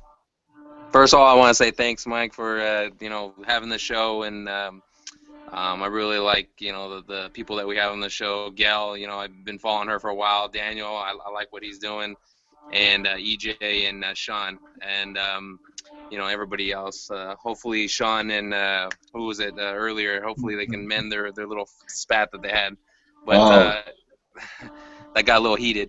But I could be followed on Twitter at JRATM23, and then I'm also at jabhookboxing.com. So we write articles and do stuff. I just have some fans on Twitter, and we tweet out this show and some other shows I listen to. So just trying to build up boxing, and I try to go to all the fights. I know Gail goes to a lot of the local fights, but I'll be at a fight at the Glendale fight. On December 12th, which is a mandatory, I think, for Kovalev. It's a light heavyweight fight. And then I'll also be at the Guerrero-Garcia fight. I'm buying my tickets tomorrow. Nice. Staples Center, baby. We'll see you there. Absolutely. For folks who want to talk boxing or anything else with me, y'all know what it is. Brother JR on Twitter at Brother JR76. For folks who want to find out more information about Pound for Pound Boxing Report, again, go to the blog page, p4pboxingreport.wordpress.com. Check the right of the page, and you will find links to find us all over the internet, all over social media, Facebook, Tumblr, G+, Podomatic, where you can find the podcast, Twitter, YouTube, got a Pinterest board, RSS feed if you want to subscribe to that. Links to find us on Stitcher Radio and Flipboard Magazine. And lastly, got a link to where you can email us, p4pboxingrpt@gmail.com. On the next episode of Pound for Pound Boxing Report, we will do a recap of Jacobs and Quillin. We didn't mention Chris Algieri, but he's fighting on the undercard. We will talk about that a little bit. And good lot of boxing happening. Not this weekend, but the following weekend. Nonito Donaire, he's fighting for a world title on the 11th. On the 12th, Omar Figueroa is fighting Antonio DeMarco. It's a heavyweight bout, Anthony Joshua, Dillian White. That's a big heavyweight bout there. Chris Eubank Jr. is there on the weekend. So we would, on the undercard, excuse me. So we would talk about all of those bouts. I'm going to watch all of them, too. Absolutely. For Doodoo Brown, for Gail Falkenthal, for Jacob Rivera, Daniel Carpio, as well as Jay Dill, Sean Newton, who joined us earlier. I'm your host, Michael. This has been episode 106 of the Pound for Pound Boxing Report. See you next time. Good night. Night all.